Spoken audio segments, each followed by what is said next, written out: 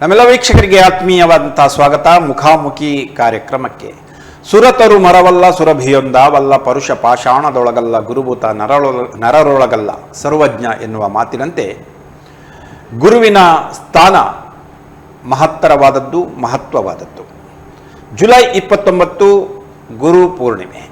ಈ ದಿನಾಚರಣೆಯ ಹಿನ್ನೆಲೆಯಲ್ಲಿ ಗುರುವಿನ ಸ್ಥಾನ, ಗುರುವಿನ ಮಹತ್ವ, ಮಹಿಮೆಗಳ ಬಗ್ಗೆ ಮಂಡಿಸಲಿಕ್ಕೆ ಮತ್ತು ತಿಳಿ ಹೇಳುವ ಸಲುವಾಗಿ ನಮ್ಮೊಂದಿಗಿದ್ದಾರೆ ಶ್ರೀಮತಿ ಲಕ್ಷ್ಮೀ ಪೈ, ಸನಾತನ ಸಂಸ್ಥೆಯ ಪ್ರತಿನಿಧಿ. ಬನ್ನಿ, ಗುರು ಪೂರ್ಣಿಮೆಯ ಮಹತ್ವವೇನು, ಗುರುವಿನ ಮಹತ್ವವೇನು ಎನ್ನುವ ಎಲ್ಲ ವಿಚಾರಗಳ ಬಗ್ಗೆ ತಿಳಿಯೋಣ. ಇಂದಿನ ಈ ಕಾರ್ಯಕ್ರಮದಲ್ಲಿ ಆಗಮಿಸಿ ಗುರು ಪೂರ್ಣಿಮೆಯ ಮಹತ್ವವನ್ನು ವಿವರಿಸುವಂಥ ಶ್ರೀಮತಿ ಲಕ್ಷ್ಮೀ ಪೈ ಅವರಿಗೆ ನಮ್ಮ ವಾಹಿನಿಯ ಪರವಾಗಿ, ವೀಕ್ಷಕ ಬಾಂಧವರೆಲ್ಲರ ಪರವಾಗಿ ಗುರು ಪೂರ್ಣಿಮೆಯ ಶುಭಾಶಯಗಳು ಮತ್ತು ಕಾರ್ಯಕ್ರಮಕ್ಕೆ ಪ್ರೀತಿಯ ಸ್ವಾಗತ. ಮೇಡಮ್, ತಮಗೆ ಆತ್ಮೀಯ ಸ್ವಾಗತ. ನಮಸ್ಕಾರ. ಮೊದಲಾಗಿ ಗುರು ಶಬ್ದದ ಅರ್ಥ ಏನು ಮತ್ತು ಗುರುಗಳ ಮಹಿಮೆ ಏನು ಎನ್ನುವುದರ ಬಗ್ಗೆ ನಮ್ಮ ವೀಕ್ಷಕರಿಗೆ ತಿಳಿಸಬಹುದೇನೋ? ನಮಗೆಲ್ಲರಿಗೂ ಬಾಲ್ಯದಿಂದಲೇ ಮನೆಯಲ್ಲಿರ್ಬೋದು, ಶಾಲೆಗಳಲ್ಲಿರ್ಬೋದು ಒಂದು ಪ್ರಸಿದ್ಧವಾದ ಶ್ಲೋಕವನ್ನು ಕಲಿಸ್ತಾರೆ. ಗುರುರ್ ಬ್ರಹ್ಮ ಗುರುರ್ ವಿಷ್ಣು ಗುರುರ್ದೇವೋ ಮಹೇಶ್ವರ ಗುರು ಸಾಕ್ಷಾತ್ ಪರಬ್ರಹ್ಮ ತಸ್ಮೈ ಶ್ರೀ ಗುರವೇ ನಮಃ ಅಂಥೇಳಿ. ಹಾಗಾಗಿ ಚಿಕ್ಕಂದಿನಿಂದಲೇ ನಮ್ಮೆಲ್ಲರ ಬಾಯಲ್ಲಿ ಗುರು ಎಂಬ ಶಬ್ದ ನಾವೆಲ್ಲರೂ ಅದನ್ನು ಉಪಯೋಗ ಮಾಡ್ತೇವೆ. ವಾಸ್ತವದಲ್ಲಿ ಅದರ ಅರ್ಥ ಏನು? ಕೇವಲ 2 ಅಕ್ಷರಗಳಿರುವಂತಹ ಶಬ್ದ ಅದು. ಆದರೆ ಅದರಲ್ಲಿರುವಂತಹ ಅಗಾಧವಾದ ಅರ್ಥ, ಗು ಎಂಬ ಶಬ್ದಕ್ಕೆ ಅಜ್ಞಾನ ಅಂತ ಹೇಳಲಾಗಿದೆ ಸಂಸ್ಕೃತ ಭಾಷೆಯಲ್ಲಿ. ರು ಅಂತ ಹೇಳಿದರೆ ಜ್ಞಾನರೂಪಿ ಪ್ರಕಾಶ. ಅಂದರೆ ವ್ಯಕ್ತಿಯನ್ನು ಅಜ್ಞಾನವೆಂಬ ಅಂಧಕಾರದಿಂದ ಜ್ಞಾನವೆಂಬ ಬೆಳಕಿನ ಕಡೆಗೆ ಕರೆದೊಯ್ಯುವ ಶಕ್ತಿಯೇ ಗುರು. ಹಾಗಾಗಿ ನಮಗೆ ನಮ್ಮ ಧರ್ಮಶಾಸ್ತ್ರಗಳು ಅಥವಾ ಹಿಂದೂ ಧರ್ಮದ ಎಲ್ಲ ನಮ್ಮ ಪರಂಪರೆಯಲ್ಲಿ ಗುರುವಿಗೆ ಪ್ರಧಾನ ಸ್ಥಾನ ಇದೆ. ನಾವೆಲ್ಲರೂ ಕೂಡ ಇಂತಹ ಗುರುಗಳನ್ನು ನಮ್ಮ ಜೀವನದಲ್ಲಿ ಅವರಿಗೆ ಯಾವ ರೀತಿಯ ಮಹತ್ವ ಕೊಡಬೇಕು ಇದೆಲ್ಲವನ್ನು ತಿಳ್ಕೊಳ್ಳುವ ಉದ್ದೇಶದಿಂದ ಗುರು ಪೂರ್ಣಿಮಾ ಮಹೋತ್ಸವವನ್ನು ಆಚರಣೆ ಮಾಡ್ತೇವೆ. ಮತ್ತು ಅದೇ ಉದ್ದೇಶದಿಂದ ಇಂದಿನ ಕಾರ್ಯಕ್ರಮದಲ್ಲಿ ಗುರುಗಳ ಮಹತ್ವ, ಗುರು ಪೂರ್ಣಿಮೆ ಮಹತ್ವ ಇದೆಲ್ಲವನ್ನು ತಿಳ್ಕೊಳ್ಳಿಕ್ಕೆ ಪ್ರಯತ್ನ ಮಾಡುವವರಿದ್ದೇವೆ. ಸರಿ, ಗುರು ಶಿಷ್ಯ ಪರಂಪರೆಯ ಬಗ್ಗೆ ಸ್ವಲ್ಪ ವಿವರಿಸ್ತೀರಾ ಮತ್ತು ಅದರ ಕಾರ್ಯ ಏನು ಅನ್ನೋದರ ಬಗ್ಗೆ ತಿಳಿಸ್ತೀರಾ? ಒಮ್ಮೆ ಸ್ವಾಮಿ ವಿವೇಕಾನಂದರು ವಿದೇಶದಲ್ಲಿರುವಾಗ ಒಬ್ಬ ಪತ್ರಕರ್ತ ಅವರ ಹತ್ರ ಒಂದು ಪ್ರಶ್ನೆ ಕೇಳ್ತಾನೆ. ಭಾರತದ ಮಹಿಮೆಯನ್ನು ಕಡಿಮೆ ಶಬ್ದಗಳಲ್ಲಿ ಹೇಳಿ ಅಂತ ಹೇಳಿ. ಆವಾಗ ಸ್ವಾಮೀಜಿ ಕೊಟ್ಟಂತಹ ಉತ್ತರ ಗುರು ಶಿಷ್ಯ ಪರಂಪರೆ ಅಂತ ಹೇಳಿ. ನಮ್ಮ ಪುಣ್ಯಭೂಮಿ ಭಾರತದ ಮಹಾನ್ ಪರಂಪರೆ ಅಂತ ಹೇಳಿದರೆ ಗುರು ಶಿಷ್ಯ ಪರಂಪರೆ. ನಾವು ನಮ್ಮ ಇತಿಹಾಸದಿಂದ ಇದನ್ನು ಅವಲೋಕನ ಮಾಡ್ತಾ ಹೋದರೆ ಇವತ್ತು ಗುರು ಶಿಷ್ಯರು ಅಂತ ಹೇಳಿದರೆ ಕೇವಲ ಯಾವುದೋ ಒಂದು ಧಾರ್ಮಿಕ ವಿಚಾರಗಳನ್ನು ಶಿಷ್ಯನಿಗೆ ಕಲಿಸುವಂತಹ ವ್ಯಕ್ತಿ ಮಾತ್ರ ಅಲ್ಲ. ಈ ಗುರು ಶಿಷ್ಯ ಪರಂಪರೆ ಕಾಲಕಾಲದಲ್ಲಿ ಯಾವಾಗೆಲ್ಲ ಸಮಾಜದಲ್ಲಿ ಅಧರ್ಮದ ಹೆಚ್ಚಳ ಆಗಿದೆ ಅಥವಾ ಧರ್ಮ ಗ್ಲಾನಿಯಾಗಿದೆ ಆ ಸಂದರ್ಭದಲ್ಲಿ ಧರ್ಮ ಸಂಸ್ಥಾಪನೆ ಮಾಡಿರುವುದನ್ನು ನಾವು ನೋಡ್ತೇವೆ. ಹಾಗಾಗಿ ಸ್ವಾಮೀಜಿಯವರು ಕೊಟ್ಟ ಉತ್ತರ, ಅವರು ಕೂಡ ಅದೇ ಗುರು ಶಿಷ್ಯ ಪರಂಪರೆಯ ಒಂದು ಅವಿಚ್ಛಿನ್ನ ಭಾಗವಾಗಿದ್ದರು. ಆ ದೃಷ್ಟಿಯಿಂದ ಆ ಉತ್ತರ ಕೊಟ್ಟರವರು. ಹಾಗಾದರೆ ಭಾರತ ಅಂತ ಹೇಳಿದರೆ ಗುರು ಶಿಷ್ಯ ಪರಂಪರೆ ಅಂತ ಹೇಳಿ ಯಾಕೆ ಹೇಳಿದರು ಸ್ವಾಮೀಜಿಯವರು? ನಾವು ನಮ್ಮ ಪೌರಾಣಿಕ ಕಾಲದಿಂದ ಅಥವಾ ನಮ್ಮ ಅತ್ಯಂತ ಪ್ರಾಚೀನವಾದಂತಹ ಇತಿಹಾಸವನ್ನು ಗಮನಿಸ್ತಾ ಹೋದರೆ ನಮ್ಮಲ್ಲಿ ಯಾರೆಲ್ಲ ರಾಜರುಗಳು ಹಿಂದೆ ಈ ಪುಣ್ಯಭೂಮಿಯನ್ನು ಆಳಿದ್ರು ಅವರೆಲ್ಲರೂ ತಮ್ಮ ಗುರುಗಳ ಮಾರ್ಗದರ್ಶನದಲ್ಲಿ ಒಂದು ಸುಭಿಕ್ಷವಾದಂತಹ ಧರ್ಮಾಧಿಷ್ಠಿತ ರಾಷ್ಟ್ರದ ಒಂದು ಸ್ಥಾಪನೆ ಮಾಡಿ ಆಳಿದ್ದನ್ನು ನಾವು ನೋಡ್ತೇವೆ. ಇದರ ಉದಾಹರಣೆ ನಾವು ತ್ರೇತಾಯುಗದಲ್ಲಿ ವಸಿಷ್ಠರ ಮಾರ್ಗದರ್ಶನದಲ್ಲಿ ಪ್ರಭು ಶ್ರೀರಾಮಚಂದ್ರ ಯಾವ ರೀತಿ ರಾಮರಾಜ್ಯದ ಒಂದು ಸಂಕಲ್ಪನೆ ಇವತ್ತಿಗೂ ಆದರ್ಶ ಅಂತ ಹೇಳ್ತೇವೆ, ಯಾವ ರೀತಿ ರಾಮರಾಜ್ಯವನ್ನು ನಡೆಸಿದ. ಮುಂದಿನ ಕಾಲದಲ್ಲಿ ನಾವು ದ್ವಾಪರ ಯುಗದಲ್ಲಿ ಸಂದೀಪನಿ ಮುನಿಗಳು, ಭಗವಾನ್ ಶ್ರೀಕೃಷ್ಣ ಪೂರ್ಣಾವತಾರ ಆದರೂ ಕೂಡ ಗುರುಗಳ ಮಾರ್ಗದರ್ಶನದಲ್ಲಿ ಅವನ್ನೆಲ್ಲವನ್ನು ಕಲಿತದ್ದು ಅಂತ ಹೇಳಲಾಗಿದೆ. ಮುಂದೆ ಭಗವಾನ್ ಶ್ರೀಕೃಷ್ಣನೇ ಪಾಂಡವರ ಮಾಧ್ಯಮದಿಂದ ಅವನನ್ನು ನಾವು ಜಗದ್ಗುರು ಅಂತ ಹೇಳಿ ಉಲ್ಲೇಖ ಮಾಡ್ತೇವೆ. ಧರ್ಮದ ಸಂಸ್ಥಾಪನೆಯನ್ನು ಮಾಡಿಸಿದ್ದು ನೋಡ್ತೇವೆ. ಅದರ ನಂತರದ ನಮ್ಮ ಇತಿಹಾಸ ನೋಡ್ತಾ ಹೋದರೆ ಆರ್ಯ ಚಾಣಕ್ಯರು ಚಂದ್ರಗುಪ್ತ ಮೌರ್ಯನ ಮಾಧ್ಯಮದಿಂದ ಧರ್ಮ ಸಂಸ್ಥಾಪನೆ ಮಾಡಿಸಿದರು. ನಮ್ಮ ಕರ್ನಾಟಕದ ಉದಾಹರಣೆ ನೋಡ್ಲಿಕ್ಕೆ ಹೋದರೆ ನಮ್ಮ ವಿದ್ಯಾರಣ್ಯ ಮಹರ್ಷಿಗಳು ಶೃಂಗೇರಿ ಮಠದ ಓರ್ವ ಪೀಠಾಧಿಪತಿಗಳಾಗಿದ್ದರು. ತಮ್ಮ ಗುರುವಿನ ಮಾರ್ಗದರ್ಶನದಂತೆ ಅವರು ಆ ಸಮಯದಲ್ಲಿ ಪರಕೀಯರ ಆಕ್ರಮಣದಿಂದ ತತ್ತರಿಸಿ ಹೋಗ್ತಾ ಇದ್ದಂತಹ ನಮ್ಮ ಕರುನಾಡನ್ನು ಹಕ್ಕಬುಕ್ಕರೆಂಬ ಇಬ್ಬರು ಸಹೋದರರ ಮಾಧ್ಯಮದಿಂದ ಪುನಃ ಒಂದು ಧರ್ಮದ ಸಂಸ್ಥಾಪನೆ ಅಂದರೆ ವಿಜಯನಗರ ಸಾಮ್ರಾಜ್ಯದ ಸ್ಥಾಪನೆ ಮಾಡಿದ್ದು ನಾವು ನೋಡ್ತೇವೆ. ಇಲ್ಲಿ ಹೇಳಲಿಕ್ಕೆ ಹೋದರೆ ಆ ಸಮಯದಲ್ಲಿ ಹಕ್ಕಬುಕ್ಕರು ಅವರು ಇಸ್ಲಾಮಿಗೆ ಮತಾಂತರವಾದಂತಹ ಯುವಕರಾಗಿದ್ದರು. ಆದರೆ ಅವರಲ್ಲಿದ್ದಂತಹ ಸಾಮರ್ಥ್ಯ, ಧರ್ಮನಿಷ್ಠೆಯನ್ನು ಗುರುತಿಸಿ ವಿದ್ಯಾರಣ್ಯರು ಅವರನ್ನು ಮತ್ತೊಮ್ಮೆ ಮಾತೃಧರ್ಮಕ್ಕೆ ಕರೆತರ್ತಾರೆ. ಅವರ ಮೂಲಕ ವಿಜಯನಗರ ಸಾಮ್ರಾಜ್ಯವನ್ನು ಸ್ಥಾಪಿಸಿದರು. ನಾವು ಇದರ ಇತಿಹಾಸ ನೋಡ್ತೇವೆ. ಇವತ್ತಿಗೂ ಕೂಡ ಸುವರ್ಣಾಕ್ಷರದಲ್ಲಿ ಬರೆದಿಡಬೇಕಾದಂತಹ ಒಂದು ಭವ್ಯ ಇತಿಹಾಸ ನಮಗೆ ವಿಜಯನಗರ ಸಾಮ್ರಾಜ್ಯದಲ್ಲಿ ಕಾಣಲಿಕ್ಕೆ ಸಿಗ್ತದೆ. ಇತ್ತೀಚಿನ ಅಂದರೆ ಕೇವಲ 100 ವರ್ಷದ ಹಿಂದೆ ನಾವು ನೋಡ್ಲಿಕ್ಕೆ ಹೋದರೆ ರಾಮಕೃಷ್ಣ ಪರಮಹಂಸರು, ವಿವೇಕಾನಂದರಂತಹ ಶಿಷ್ಯರ ಮಾಧ್ಯಮದಿಂದ ಆ ಕಾಲದಲ್ಲಿ ಗುಲಾಮಗಿರಿಯಿಂದಾಗಿ ಹಿಂದೂ ಅನಿಸಿಕೊಳ್ಳಿಕ್ಕೆ ಅಥವಾ ಭಾರತೀಯ ಅನಿಸಿಕೊಳ್ಳಿಕ್ಕೆ ನಾಚಿಕೆ ಪಡ್ತಾ ಇದ್ದಂತಹ ಸಮಯದಲ್ಲಿ ಸ್ವಾಮಿ ವಿವೇಕಾನಂದರ ಮಾಧ್ಯಮದಿಂದ ಮತ್ತೊಮ್ಮೆ ಹಿಂದೂ ಧರ್ಮದ ಮಹಾನತೆಯನ್ನು ಇಡೀ ವಿಶ್ವಕ್ಕೆ ಸಾರಿ ಹೇಳಿದರು. ಇನ್ನು ಮಹಾರಾಷ್ಟ್ರದ ಇತಿಹಾಸ ನೋಡಿದರೆ ಸಮರ್ಥ ರಾಮದಾಸ ಸ್ವಾಮೀಜಿಗಳ ಮಾಧ್ಯಮದಿಂದ ಛತ್ರಪತಿ ಶಿವಾಜಿ ಮಹಾರಾಜರು ಹಿಂದ್ವಿ ಸ್ವರಾಜ್ಯದ ಸ್ಥಾಪನೆ ಮಾಡಿದರು. ಆ ಸಮಯದಲ್ಲಿ ಬಲಾಢ್ಯ 5 ಪರಕೀಯರು ಅಂದರೆ ಮುಸಲ್ಮಾನರ ಆಳ್ವಿಕೆ ಇತ್ತು ಈ ದೇಶದಲ್ಲಿ. ಬಿಜಾಪುರದಲ್ಲಿ ಆದಿಲ್ ಶಾಹಿಗಳು, ದೆಹಲಿಯಲ್ಲಿ ಮೊಘಲರು, ಅದೇ ರೀತಿ ಹೈದರಾಬಾದ್ನಲ್ಲಿ ಇನ್ನೊಂದು ಸಾಮ್ರಾಜ್ಯ ಇತ್ತು ಅಂದರೆ ಬರೀದ್ ಶಾಹಿ, ಇಮಾಮ್ ಶಾಹಿ, ಕುತುಬ್ ಶಾಹಿ.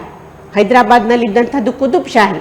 ಹೀಗೆ 5 ಬಲಾಢ್ಯ ಮುಸಲ್ಮಾನ ರಾಜರುಗಳು ಸುತ್ತುವರೆದಿದ್ರೂ ಕೂಡ ಗುರುಗಳ ಮಾರ್ಗದರ್ಶನದಿಂದ ಶಿವಾಜಿ ಮಹಾರಾಜರು ಯಾವ ರೀತಿ ಸಂಘರ್ಷ ಮಾಡಿ ಹಿಂದೂ ಸ್ವರಾಜ್ಯ ಅಥವಾ ಹಿಂದ್ವಿ ಸ್ವರಾಜ್ಯ ಸ್ಥಾಪನೆ ಮಾಡಿದ್ರು, ಇದೆಲ್ಲವನ್ನು ನಾವು ನೋಡ್ತಾ ಹೋದರೆ ಯಾವ ಯಾವ ಸಮಯದಲ್ಲಿ ಸಮಾಜದಲ್ಲಿ ಅಧರ್ಮ ತಾಂಡವವಾಡಲಿಕ್ಕೆ ಪ್ರಾರಂಭವಾಗ್ತದೋ ಆಗ ಈ ಗುರು ಶಿಷ್ಯ ಪರಂಪರೆ ತನ್ನ ಜವಾಬ್ದಾರಿ ಅಂಥೇಳಿ ಧರ್ಮದ ಸಂಸ್ಥಾಪನೆ ಮಾಡಿದ್ದನ್ನು ನಾವು ನೋಡ್ತೇವೆ.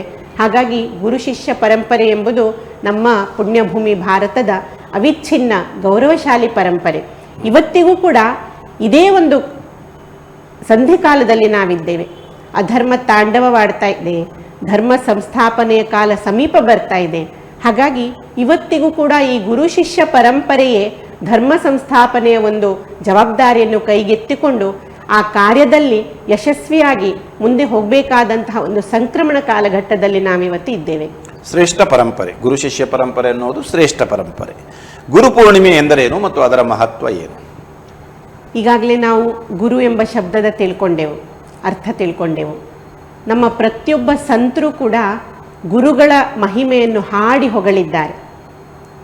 ನಾವು ನಮ್ಮ ಪುರಂದರದಾಸರ ಒಂದು ಕೀರ್ತನೆ ನೋಡ್ಲಿಕ್ಕೆ ಹೋದರೆ ಗುರುವಿನ ಗುಲಾಮನಾಗುವ ತನಕ ದೊರೆಯದಣ್ಣ ಮುಕುತಿ ಅಂತ ಹೇಳಲಾಗಿದೆ. ಅಂದರೆ ಮನುಷ್ಯ ಮಾತ್ರನು ತನ್ನ ಜನ್ಮದ ಉದ್ದೇಶ ಪ್ರಾಪ್ತ ಮಾಡಿಕೊಳ್ಬೇಕಂತಾದರೆ, ಅಂದರೆ ಮನುಷ್ಯ ಜನ್ಮದ ಉದ್ದೇಶ ಮೋಕ್ಷ ಪ್ರಾಪ್ತಿ ಅಥವಾ ಈಶ್ವರ ಪ್ರಾಪ್ತಿ, ಇದು ಸಾಧಿಸಬೇಕಂತಾದರೆ ಗುರುಗಳು ಬೇಕಾಗ್ತಾರೆ. ಮುಂದೆ ಗುರಿ ಹಿಂದೆ ಗುರು ಇದ್ರೆ ಮಾತ್ರ ನಮ್ಮ ಜನ್ಮ ಸಾರ್ಥಕ ಆಗ್ತದೆ. ಜೀವನದಲ್ಲಿ ನಾವು ಪ್ರತಿಯೊಂದು ಚಿಕ್ಕ ಚಿಕ್ಕ ವಿಷಯಕ್ಕೂ ಕೂಡ ಬೇರೆ ಬೇರೆಯವರ ಮಾರ್ಗದರ್ಶನ ಪಡಿತೇವೆ. ಅಂದರೆ ನಾವು ಚಿಕ್ಕಂದಿನಿಂದ ಶಾಲೆಗೆ ಹೋಗಿ ಕಲಿತೇವೆ, ಅಲ್ಲಿ ನಮಗೆ ತಿಳಿಯದ್ದನ್ನು ಶಿಕ್ಷಕರು ಕಲಿಸಿಕೊಡ್ತಾರೆ. ಮುಂದೆ ಜೀವನದಲ್ಲಿ ವ್ಯಾವಹಾರಿಕ ಸಂದರ್ಭದಲ್ಲಿ ನಮಗೆ ಅನಾರೋಗ್ಯ ಆದರೆ ನಾವು ವೈದ್ಯರ ಹತ್ರ ಹೋಗ್ತೇವೆ, ಸ್ವತಃ ನಾವೇ ಏನು ಮದ್ದು ಮಾಡಿಕೊಳ್ಳುವುದಿಲ್ಲ. ಅದೇ ರೀತಿ ನಮಗೆ ಕಾನೂನಿನ ವಿಚಾರ ಏನಾದರೂ ನಮಗೆ ಹೋರಾಡಬೇಕು ಅಥವಾ ಅದರ ಬಗ್ಗೆ ಸಲಹೆ ಬೇಕಂತಾದರೆ ನಾವು ವಕೀಲರ ಹತ್ರ ಹೋಗ್ತೇವೆ. ಮನೆಯಲ್ಲಿ ಯಾವುದಾದ್ರೂ ಯಂತ್ರಗಳು ಹಾಳಾದರೆ ಅದಕ್ಕೆ ಸಂಬಂಧಪಟ್ಟ ವ್ಯಕ್ತಿಯ ಹತ್ರ ಹೋಗಿ ಅದರನ್ನೆಲ್ಲ ಸರಿ ಮಾಡಿಸ್ಕೊಳ್ಳೋದು ಮಾಡ್ತೇವೆ. ಅಂದರೆ ವ್ಯವಹಾರದಲ್ಲಿ ನಾವು ಚಿಕ್ಕ ಪುಟ್ಟ ವಿಷಯಕ್ಕೂ ಬೇರೆಯವರ ಮಾರ್ಗದರ್ಶನ ಪಡಿತೇವೆ. ಆದರೆ ದುರ್ದೈವದಿಂದ ಮನುಷ್ಯ ಜನ್ಮದ ಉದ್ದೇಶವಾಗಿರುವ ಭಗವತ್ ಪ್ರಾಪ್ತಿ ಅಥವಾ ಈ ಜನ್ಮ ಮೃತ್ಯು ಚಕ್ರದಿಂದ ಬಿಡುಗಡೆಯಾಗಲಿಕ್ಕೆ ಸಹಾಯ ಮಾಡುವಂತಹ ಗುರುಗಳ ಮಹತ್ವ ಎಷ್ಟಿರಬಹುದು ಇದು ನಮಗೆ ಅರ್ಥ ಆಗೋದಿಲ್ಲ. ಯಾಕಂತ ಹೇಳಿದರೆ ಇವತ್ತು ನಮಗೆ ಧರ್ಮ ಶಿಕ್ಷಣ ಇಲ್ಲ, ಸಮಾಜದಲ್ಲಿ ಧರ್ಮದ ಬಗ್ಗೆ ಕಲಿಸುವಂತಹ ವ್ಯವಸ್ಥೆ ಇಲ್ಲದಿರುವುದರಿಂದ ನಾವು ಕಿಂಚಿತ್ ನಮ್ಮ ಜೀವನದಲ್ಲಿ ಏನೋ ಒಂದು ಧರ್ಮಾಚರಣೆ ಅಂತ ಮಾಡ್ತೇವೆ, ಆದರೆ ಅದನ್ನು ಸ್ವಯಂ ಅಂದರೆ ಸ್ವಂತ ಮನಸ್ಸಿನಂತೆ ಮಾಡ್ತೇವೆ. ಗುರುಗಳ ಮಾರ್ಗದರ್ಶನದಂತೆ ಮಾಡಿದರೆ ಮಾತ್ರ ನಮಗೆ ಆ ಯೋಗ್ಯ ಪಥದರ್ಶನ ಮಾಡಿಸಿ ಅವರೇ ನಮ್ಮನ್ನು ಮುಂದೆ ಕರ್ಕೊಂಡು ಹೋಗ್ತಾರೆ. ಹಾಗಾಗಿ ನಮಗೆ ಗುರುವಿನ ಗುಲಾಮನಾಗುವ ತನಕ ದೊರೆಯದಣ್ಣ ಮುಕುತಿ ಅಂತ ಪುರಂದರದಾಸರು ಹೇಳಿರುವಂಥದ್ದು. ಅಂತಹ ಗುರುಗಳಿಗೆ, ಅಂದರೆ ನಮ್ಮನ್ನು ಜನ್ಮ ಮೃತ್ಯು ಚಕ್ರದಿಂದ ಬಿಡುಗಡೆ ಮಾಡುವಂತಹ ಗುರುಗಳಿಗೆ ಕೃತಜ್ಞತೆಯನ್ನು ವ್ಯಕ್ತಪಡಿಸುವಂತಹ ದಿನ ಗುರುಪೂರ್ಣಿಮೆ. ಯಾಕಂತ ಹೇಳಿದರೆ, ಈ ಗುರುಪೂರ್ಣಿಮೆ ಅಂತ ಹೇಳಿದರೆ ಆಷಾಢ ಶುಕ್ಲ ಪೌರ್ಣಮಿ. ಇದನ್ನು ಯಾಕೆ ಗುರುಪೂರ್ಣಿಮೆ ಅಂತ ಹೇಳ್ತೇವೆ? ಇದು ಆದಿಗುರು ವೇದವ್ಯಾಸರು ಪೃಥ್ವಿಯಲ್ಲಿ ಅವತಾರ ತಾಳಿದಂತಹ ದಿನ. ವ್ಯಾಸರ ಬಗ್ಗೆ ನಾವೆಲ್ಲರೂ ಕೇಳಿದ್ದೇವೆ. ಇವರನ್ನು ಆದಿಗುರು ಅಂತ ಯಾಕೆ ಹೇಳ್ತೇವೆ? ಇವರ ಮಹಾನತೆಯನ್ನು ಶಬ್ದಗಳಲ್ಲಿ ವರ್ಣಿಸ್ಲಿಕ್ಕೆ ಸಾಧ್ಯ ಇಲ್ಲ. ವ್ಯಾಸೋಚ್ಚಿಷ್ಟಂ ಜಗತ್ ಸರ್ವಂ ಅಂತ ವರ್ಣನೆ ಮಾಡ್ತಾರೆ. ಇವತ್ತು ನಮಗೆ ಲಭ್ಯ ಇರುವಂತಹ ಧರ್ಮ ಮತ್ತು ಅಧ್ಯಾತ್ಮದ ಬಗೆಗಿನ ಜ್ಞಾನ ವ್ಯಾಸರ ಬಾಯಿಂದಲೇ ಬಂದಂಥದ್ದು. ಅವರು ಹೇಳದೇ ಇರುವಂತಹ ಒಂದೂ ವಿಷಯ ಇವತ್ತು ಪ್ರಪಂಚದಲ್ಲಿ ಲಭ್ಯ ಇಲ್ಲ. ಅಷ್ಟು ಮಹಾನ್ ಜ್ಞಾನ ಕಾರ್ಯವನ್ನು ಮಾಡಿರುವಂತಹ ಮಹರ್ಷಿ ವೇದವ್ಯಾಸರು, ಸಾಕ್ಷಾತ್ ಶ್ರೀಮನ್ ನಾರಾಯಣನ ಅಂಶಾವತಾರ, ಅವರು ಪೃಥ್ವಿ ಮೇಲೆ ಅವತಾರ ತಾಳಿದಂತಹ ದಿನ ಆಷಾಢ ಶುಕ್ಲ ಪೌರ್ಣಮಿ. ಹಾಗಾಗಿ ಆ ದಿನ ನಾವು ವ್ಯಾಸ ಪೂರ್ಣಿಮೆ ಅಂತ ಆಚರಣೆ ಮಾಡೋದು. ಆ ಆದಿಗುರು ವೇದವ್ಯಾಸರಿಗೆ ಕೃತಜ್ಞತೆ ವ್ಯಕ್ತಪಡಿಸಲಿಕ್ಕೆ ನಮ್ಮ ಗುರುಗಳು, ಅಂದರೆ ಅನೇಕ ಮತ ಸಂಪ್ರದಾಯಗಳಿದ್ದಾವೆ. ಪ್ರತಿಯೊಂದು ಸಂಘಟನೆಯವರು, ಅವರು ಧಾರ್ಮಿಕ ಸಂಘಟನೆಯವರು ಇರ್ಬೋದು, ಅನೇಕ ಮತಗಳ ಅವರವರ ಪರಂಪರೆಗನುಸಾರ ಅವರವರ ಗುರುಗಳನ್ನು ಪೂಜಿಸಿ ಕೃತಜ್ಞತೆ ವ್ಯಕ್ತಪಡಿಸುವಂತಹ ಒಂದು ಮಹಾನ್ ದಿನ ಇದು ಗುರುಪೂರ್ಣಿಮೆ. ಇದು ಈ ವರ್ಷ ಜುಲೈ 29ಕ್ಕೆ ಬುಧವಾರ ಬರ್ತದೆ. ಆ ದೃಷ್ಟಿಯಿಂದ ಗುರುಪೂರ್ಣಿಮೆ ಅಂತ ಹೇಳಿದರೆ ಪ್ರತಿಯೊಬ್ಬ ಜಿಜ್ಞಾಸು ಶಿಷ್ಯ ತನ್ನ ಗುರುಗಳಿಗೆ ಕೃತಜ್ಞತೆಯನ್ನು ವ್ಯಕ್ತಪಡಿಸಲಿಕ್ಕೆ ಆ ದಿನದಲ್ಲಿ ತನ್ನಿಂದಾಗುವಷ್ಟು ತ್ಯಾಗ ಮಾಡಿ ಗುರುಚರಣಗಳಿಗೆ ಕೃತಜ್ಞತೆ ವ್ಯಕ್ತ ಮಾಡ್ತಾನೆ. ಹಾಗಾಗಿ ಗುರುಪೂರ್ಣಿಮೆಯ ಮಹತ್ವ ಎಷ್ಟಿದೆ ಇದನ್ನು ನಾವು ಗಮನದಲ್ಲಿಡಬೇಕು. ಇವತ್ತು ನಾವು ಶಿಕ್ಷಕರ ದಿನಾಚರಣೆ ಇತ್ಯಾದಿ ಆಚರಿಸ್ತೇವೆ. ವಾಸ್ತವದಲ್ಲಿ ಗುರುಪೂರ್ಣಿಮೆಯನ್ನೇ ನಾವು ಆ ಗುರುವಿಗೆ ಕೃತಜ್ಞತೆ ವ್ಯಕ್ತಪಡಿಸುವ ದಿನ ಆಗಿದ್ದರಿಂದ ಅದನ್ನೇ ನಾವು ಆ ಗುರುಗಳಿಗೆ, ಆ ಶಿಕ್ಷಕರು ಎಂಬ ಶಬ್ದ ನಾವು ಅದರ ವ್ಯತ್ಯಾಸ ಮತ್ತೆ ತಿಳ್ಕೊಳ್ಳುವ. ಆದರೂ ಸಹ ವಾಸ್ತವದಲ್ಲಿ ನಾವು ಗುರುಗಳಿಗೆ ಕೃತಜ್ಞತೆ ವ್ಯಕ್ತಪಡಿಸಬೇಕಾಗಿರುವಂಥದ್ದು ಈ ವ್ಯಾಸ ಪೂರ್ಣಿಮೆಯ ದಿನ. ಇದು ಆಷಾಢ ಶುಕ್ಲ ಪೌರ್ಣಿಮೆ. ಇದರ ಮಹಿಮೆ ನಾವೆಲ್ಲರೂ ತಿಳ್ಕೊಂಡು ಆ ದಿನ ಕೃತಜ್ಞತೆ ವ್ಯಕ್ತಪಡಿಸಲಿಕ್ಕೆ ಪ್ರಯತ್ನ ಮಾಡೋಣ. ಗುರುಪೂರ್ಣಿಮೆಯ ಧಾರ್ಮಿಕ ಆಚರಣೆಗಳು ಯಾವ ರೀತಿಯಲ್ಲಿ ಇರ್ತದೆ? ಈಗ ನಾನು ಈಗಾಗಲೇ ಹೇಳಿರುವಂತೆ ಅನೇಕ ಮತ ಸಂಪ್ರದಾಯಗಳು, ಪರಂಪರೆಯವರು ಇದ್ದಾರೆ. ತಮ್ಮ ತಮ್ಮ ಗುರುವಿಗೆ ಕೃತಜ್ಞತೆ ವ್ಯಕ್ತಪಡಿಸುವ ಮುನ್ನ ವ್ಯಾಸ ಪೂಜೆ ಮಾಡಬೇಕು ಅಂತ ಇದೆ. ವ್ಯಾಸ ಪೂಜೆ ಯಾಕೆ ಮಾಡಬೇಕು ಅದನ್ನು ನಾನು ಹೇಳಿದೆ ಈಗಾಗಲೇ. ಅಂದರೆ ವ್ಯಾಸರು ಆದಿಗುರು, ಅವರ ಮೂಲಕವೇ ಎಲ್ಲ ಜ್ಞಾನ ನಮಗೆ ಪ್ರಾಪ್ತವಾಗಿರುವುದರಿಂದ ಪ್ರಥಮ ಸ್ಥಾನ ಅವರಿಗೆ. ನಾವು ಅನ್ಯ ಎಲ್ಲ ಶುಭ ಕಾರ್ಯಗಳಲ್ಲೂ ತಾವು ನೋಡಿರ್ಬೋದು, ಗುರುಪೂಜೆ ಅಂತ ಮಾಡ್ತಾರೆ ಪುರೋಹಿತರು. ಮೊದಲು ಗಣಪತಿಯ ಪೂಜೆ, ಆಮೇಲೆ ಗುರುಪೂಜೆ ಮಾಡಿ ಅನ್ಯ ದೇವತೆಗಳ ಪೂಜೆ ಮಾಡುವಂಥದ್ದು. ಗುರುವಿನ ಸ್ಥಾನದಲ್ಲಿ ಒಂದು ಜುಟ್ಟು ಮತ್ತು ನೀರಿರುವ ತೆಂಗಿನಕಾಯಿ ಇಟ್ಟು ಅದಕ್ಕೆ ಪೂಜೆ ಮಾಡುವ ಕ್ರಮ ಉಂಟು. ಯಾಕಂದರೆ ಗುರುವಿಲ್ಲದೆ ನಮಗೆ ಯಾವ ಕಾರ್ಯವನ್ನು ಮಾಡಲಿಕ್ಕೆ ಸಾಧ್ಯ ಇಲ್ಲ. ಅದಕ್ಕೆ ಗುರು ಸಾಕ್ಷಾತ್ ಪರಬ್ರಹ್ಮ. ಅಂತಹ ಒಂದು ಕಾರ್ಯಕ್ರಮದ ದಿವಸ ಅವರವರ ಮತ ಸಂಪ್ರದಾಯಕ್ಕನುಸಾರವಾಗಿ ಅವರವರ ಗುರುಗಳ ಪೂಜೆ ಮಾಡಿ ಶಿಷ್ಯರು ಕೃತಾರ್ಥರಾಗ್ತಾರೆ. ಪ್ರತ್ಯಕ್ಷದಲ್ಲಿ ಗುರುಗಳು ಎಲ್ಲಿ ಇರ್ತಾರೆ ಅಲ್ಲಿ ಹೋಗಿ ಅವರ ಪಾದ ಪೂಜೆ ಮಾಡುವಂಥದ್ದು ಅಥವಾ ಅವರ ಕಾರ್ಯದಲ್ಲಿ ಸಹಭಾಗ ಮಾಡುವಂಥದ್ದು. ಗುರು ಕಾರ್ಯದಲ್ಲಿ ಸಹಭಾಗ ಅಂತ ಹೇಳಿದರೆ ಏನು, ಇದನ್ನು ನಾವು ನೋಡಬೇಕು. ಪ್ರತಿಯೊಬ್ಬ ಗುರುಗಳು ನಮಗೆ ದೇಹಧಾರಿಯಾಗಿ ಬೇರೆ ಬೇರೆ ರೂಪದಲ್ಲಿ ಕಂಡರೂ ಸಹ ತತ್ವ ಒಂದೇ ಇರ್ತದೆ. ಅದನ್ನು ಗುರುತತ್ವ ಅಂತ ಹೇಳ್ತೇವೆ. ಯಾಕಂದರೆ ಆ ವ್ಯಕ್ತಿ ನಾಶವಾಗಿ ಹೋದರೂ ಸಹ ತತ್ವ ಕಾರ್ಯನಿರತ ಇರ್ತದೆ. ಯಾಕಂದರೆ ವ್ಯಕ್ತಿಗಳಿಗೆ ಅವರ ಒಂದು ಸೀಮಿತ ಆಯುಷ್ಯ ಇರ್ತದೆ. ಆ ವ್ಯಕ್ತಿ ಗುರುಸ್ಥಾನದಿಂದ ಹೋದರೂ ಸಹ ತತ್ವ ಕಾರ್ಯನಿರತವಾಗಿರ್ತದೆ. ಹಾಗಾಗಿ ಗುರು ಎಂಬುದು ವ್ಯಕ್ತಿ ಅಲ್ಲ, ಅದು ಶಕ್ತಿ ಮತ್ತು ತತ್ವ. ಹಾಗಾಗಿ ಆಯಾ ತತ್ವದ ರೂಪದಲ್ಲಿ ಯಾರು ಮಾರ್ಗದರ್ಶನ ಮಾಡ್ತಾರೆ ಅವರಿಗೆ ಕೃತಜ್ಞತೆ ವ್ಯಕ್ತಪಡಿಸಿ ಅವರ ಪೂಜೆಯನ್ನು ಮಾಡುವ ಮೂಲಕ ಗುರುಪೂರ್ಣಿಮೆಯ ಆಚರಣೆಯನ್ನು ಅವರವರ ಮತ ಸಂಪ್ರದಾಯಕ್ಕನುಸಾರ ಮಾಡುವ ಪದ್ಧತಿ ಇದೆ. ಗುರು ಮತ್ತು ಶಿಕ್ಷಕರಲ್ಲಿರುವಂತಹ ವ್ಯತ್ಯಾಸ ಏನು? ಶಿಷ್ಯ ಮತ್ತು ವಿದ್ಯಾರ್ಥಿಯಲ್ಲಿ ಇರುವಂತಹ ವ್ಯತ್ಯಾಸ ಏನು? ನಾವೀಗ ವ್ಯಾವಹಾರಿಕ ಜಗತ್ತಿನಲ್ಲಿ ನಮಗೆ ಯಾರಾದರೂ ಕಿಂಚಿತ್ ಏನಾದರೂ ಕಲಿಸಿದ್ರೂ ಸಹ ನಾವು ಅವರನ್ನು ಗುರುಗಳು ಅಂತ ಹೇಳ್ತೇವೆ. ಅಂದರೆ ನಾವೀಗ ಶಾಲೆಗೆ ಹೋಗಿ ಕಲಿತೇವೆ, ಅವರನ್ನು ಕೂಡ ನಾವು ಗುರು ಅಂತ ಶಬ್ದ ಉಪಯೋಗ ಮಾಡ್ತೇವೆ. ಮತ್ತು ಇವತ್ತಂತೂ ನಾವು ನಮ್ಮ ಟೆಕ್ನಿಕಲ್ ಅಥವಾ ಈ ಅತ್ಯಂತ ಮುಂದುವರಿದ ವೈಜ್ಞಾನಿಕ ಜಗತ್ತಿನಲ್ಲಿ ಕೂಡ ಗುರು ಶಬ್ದದ ಉಪಯೋಗ ಆಗುವುದನ್ನು ನಾವು ನೋಡ್ತೇವೆ. ಹೌದಲ್ಲ? ಈಗ ಟೆಕ್ನಿಕಲ್ ಕ್ಷೇತ್ರದಲ್ಲಿ ಯಾರಾದರೂ ಇದ್ರೆ ಅವನು ಟೆಕ್ನಿಕಲ್ ಗುರು ಅಂತ ಹೇಳ್ತಾರೆ. ಯಾವುದೇ ಕ್ಷೇತ್ರದಲ್ಲಿ ಕೂಡ ಗುರು ಶಬ್ದದ ಬಳಕೆ. ಗುರು ಅಂದ್ರೆ ಮಹಾನ್ ಎಂಬ ಶಬ್ದ, ಅದರ ಶಬ್ದಕ್ಕೆ ಬಹಳಷ್ಟು ಅರ್ಥಗಳಿದ್ದಾವೆ. ಆದರೆ ಇಲ್ಲಿ ನಾವು ಶಿಕ್ಷಕರು ಮತ್ತು ಗುರುಗಳ ನಡುವಿನ ವ್ಯತ್ಯಾಸ ತಿಳ್ಕೊಳ್ಬೇಕು. ಶಿಕ್ಷಕರು ಅಂತ ಹೇಳಿದರೆ ವ್ಯಾವಹಾರಿಕ ಜಗತ್ತಿನಲ್ಲಿ ನಮಗೆ ಏನು ವಿದ್ಯೆ ಅಂತ ನಾವು ಹೇಳ್ತೇವೆ, ಅಥವಾ ನಮಗೆ ಶಿಕ್ಷಣ ಅಂತ ಶಬ್ದದ ಉಪಯೋಗ ಮಾಡಬಹುದು ನಾವು. ಯಾಕಂದರೆ ವಾಸ್ತವದಲ್ಲಿ ವಿದ್ಯೆ ಅಂತ ಹೇಳಿದರೆ ಅಜ್ಞಾನವನ್ನು ಹೋಗಲಾಡಿಸಿ ನಮ್ಮನ್ನು ಜ್ಞಾನದ ಮಾರ್ಗದಲ್ಲಿ ಕರೆದೊಯ್ಯುವಂಥದ್ದನ್ನು ಮಾತ್ರ ವಿದ್ಯೆ ಅಂತ ಹೇಳ್ತಾರೆ. ಬಾಕಿ ಎಲ್ಲ ಅವಿದ್ಯೆ ಅಂತ ಹೇಳಿ ಆದಿಶಂಕರಾಚಾರ್ಯರು ಹೇಳಿದ್ದಾರೆ. ಸಾ ವಿದ್ಯಾ ಯಾ ವಿಮುಕ್ತಯೇ. ವಿದ್ಯೆ ಅಂದ್ರೆ ಯಾವುದು? ನಮ್ಮನ್ನು ಎಲ್ಲ ದ್ವಂದ್ವದಿಂದ ಮುಕ್ತ ಮಾಡುವುದು, ಅದನ್ನು ವಿದ್ಯೆ ಅಂತ ಹೇಳ್ತೇವೆ. ನಾವಿವತ್ತು ಕಲಿಯುವುದೆಲ್ಲ ಅವಿದ್ಯೆ ಅಂತ ಶಾಸ್ತ್ರಗಳು ಹೇಳ್ತದೆ.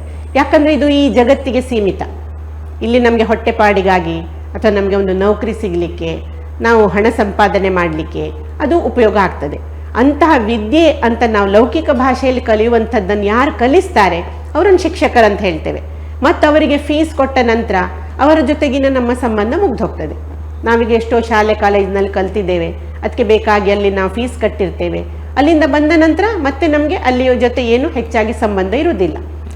ನಮಗೆ ಅವ್ರ ಜೊತೆ ಭೇಟಿ ಆಗ್ಬೋದು, ಆದರೆ ಅಲ್ಲಿಗೆ ನಮ್ಮದು ವ್ಯಾವಹಾರಿಕ ಸಂಬಂಧ ಮುಗ್ದಿರ್ತದೆ. ಹಾಗಾಗಿ ಶಿಕ್ಷಕರಂತ ಹೇಳಿದರೆ ಒಂದು ಸೀಮಿತವಾದಂತಹ ಮಾಹಿತಿ ನೀಡುವಂತಹ ವ್ಯಕ್ತಿ ಅಂತ ಹೇಳ್ಬೋದು. ಗುರು ಎಂಬ ಶಬ್ದ ಏನು ಹೇಳ್ತದೆ? ಶಾಸ್ತ್ರಗಳು ಹೇಳುವ ಪ್ರಕಾರ ನಮಗೆ ಎಲ್ಲ ಸಂತರು ಅವರ ವರ್ಣನೆ ಹೇಗೆ ಮಾಡ್ತಾರೆ, ಸಂತ ಕಬೀರರು ಹೇಗೆ ಹೇಳ್ತಾರೆ ನಮಗೆ, ಗುರು ಗೋವಿಂದ ದೋವು ಖಡೆ ಕಾಕೆ ಲಾಗು ಪಾಯ ಬಲಿಹಾರಿ ಗುರು ಆಪನೆ ಗೋವಿಂದ ದಿಯೋ ಬತಾಯ ಅಂತ ಹೇಳಿ ಸಂತ ಕಬೀರರು ಹೇಳ್ತಾರೆ. ಇದರ ಅರ್ಥ, ಗುರು ಮತ್ತು ಗೋವಿಂದ ಇಬ್ಬರು ಒಂದೇ ಸಲ ಪ್ರತ್ಯಕ್ಷರಾದರೆ ನಾನು ಮೊದಲು ಯಾರ ಚರಣ ಸ್ಪರ್ಶ ಮಾಡಬೇಕು? ನಿಶ್ಚಿತವಾಗಿ ಗುರುಗಳ ಚರಣ ಸ್ಪರ್ಶ ಮಾಡಬೇಕು. ಯಾಕಂದರೆ ಗುರುಗಳ ಮೂಲಕವೇ ನನಗೆ ಗೋವಿಂದನ ದರ್ಶನವಾಯಿತು. ಹಾಗಾಗಿ ಗುರು ಶ್ರೇಷ್ಠ ಅಂತ ಹೇಳಿ ಕಬೀರರು ಹೇಳ್ತಾರೆ. ಹಾಗಾಗಿ ಗುರು ಅಂತ ಹೇಳಿದರೆ ಕೇವಲ ಈ ಜನ್ಮ ಮಾತ್ರ ಅಲ್ಲ, ನಮಗೆ ಈ ಜನ್ಮದಲ್ಲಿ ಒಂದು ಹಂತದ ತನಕ ನಾವು ಜ್ಞಾನ ಪ್ರಾಪ್ತ ಮಾಡಿಕೊಂಡೆವು, ಗುರುಗಳ ಮಾರ್ಗದರ್ಶನದಲ್ಲಿ ಸಾಧನೆ ಮಾಡಿದೆವು ಅಂತ ಎಣಿಸಿದ್ರು, ಮುಂದಿನ ಜನ್ಮಗಳಲ್ಲಿ ಆ ಜೀವ ಮೋಕ್ಷಕ್ಕೆ ಹೋಗುವ ತನಕ ಮಾರ್ಗದರ್ಶನ ಮಾಡಿ ಆ ಜೀವವನ್ನು ಮೋಕ್ಷಕ್ಕೆ ಕರೆದೊಯ್ಯುವವರನ್ನು ಗುರು ಅಂತ ಹೇಳ್ತೇವೆ. ಹಾಗಾಗಿ ರಮಣ ಮಹರ್ಷಿಗಳು ಏನು ಹೇಳ್ತಾರಂದರೆ, ಯಾರು ಗುರುವಿನ ಕೈಯಲ್ಲಿ ಶಿಷ್ಯ ಅಂತ ಹೇಳಿ ಅವ್ರು ಹಿಡ್ಕೊಳ್ತಾರಲ್ಲ, ಅವರದ್ದು ಹೇಗಿರ್ತದೆ ಅಂತ ಹೇಳಿದರೆ, ಒಂದು ಬೇಟೆಯಾಡುವ ಪ್ರಾಣಿ ಅದರ ಬಾಯಿಂದ ತನ್ನ ಬೇಟೆಯನ್ನು ಬಿಡಬಹುದಂತೆ, ಅಥವಾ ಬೇಟೆ ತಪ್ಪಿಸ್ಕೊಂಡು ಹೋಗ್ಬೋದು.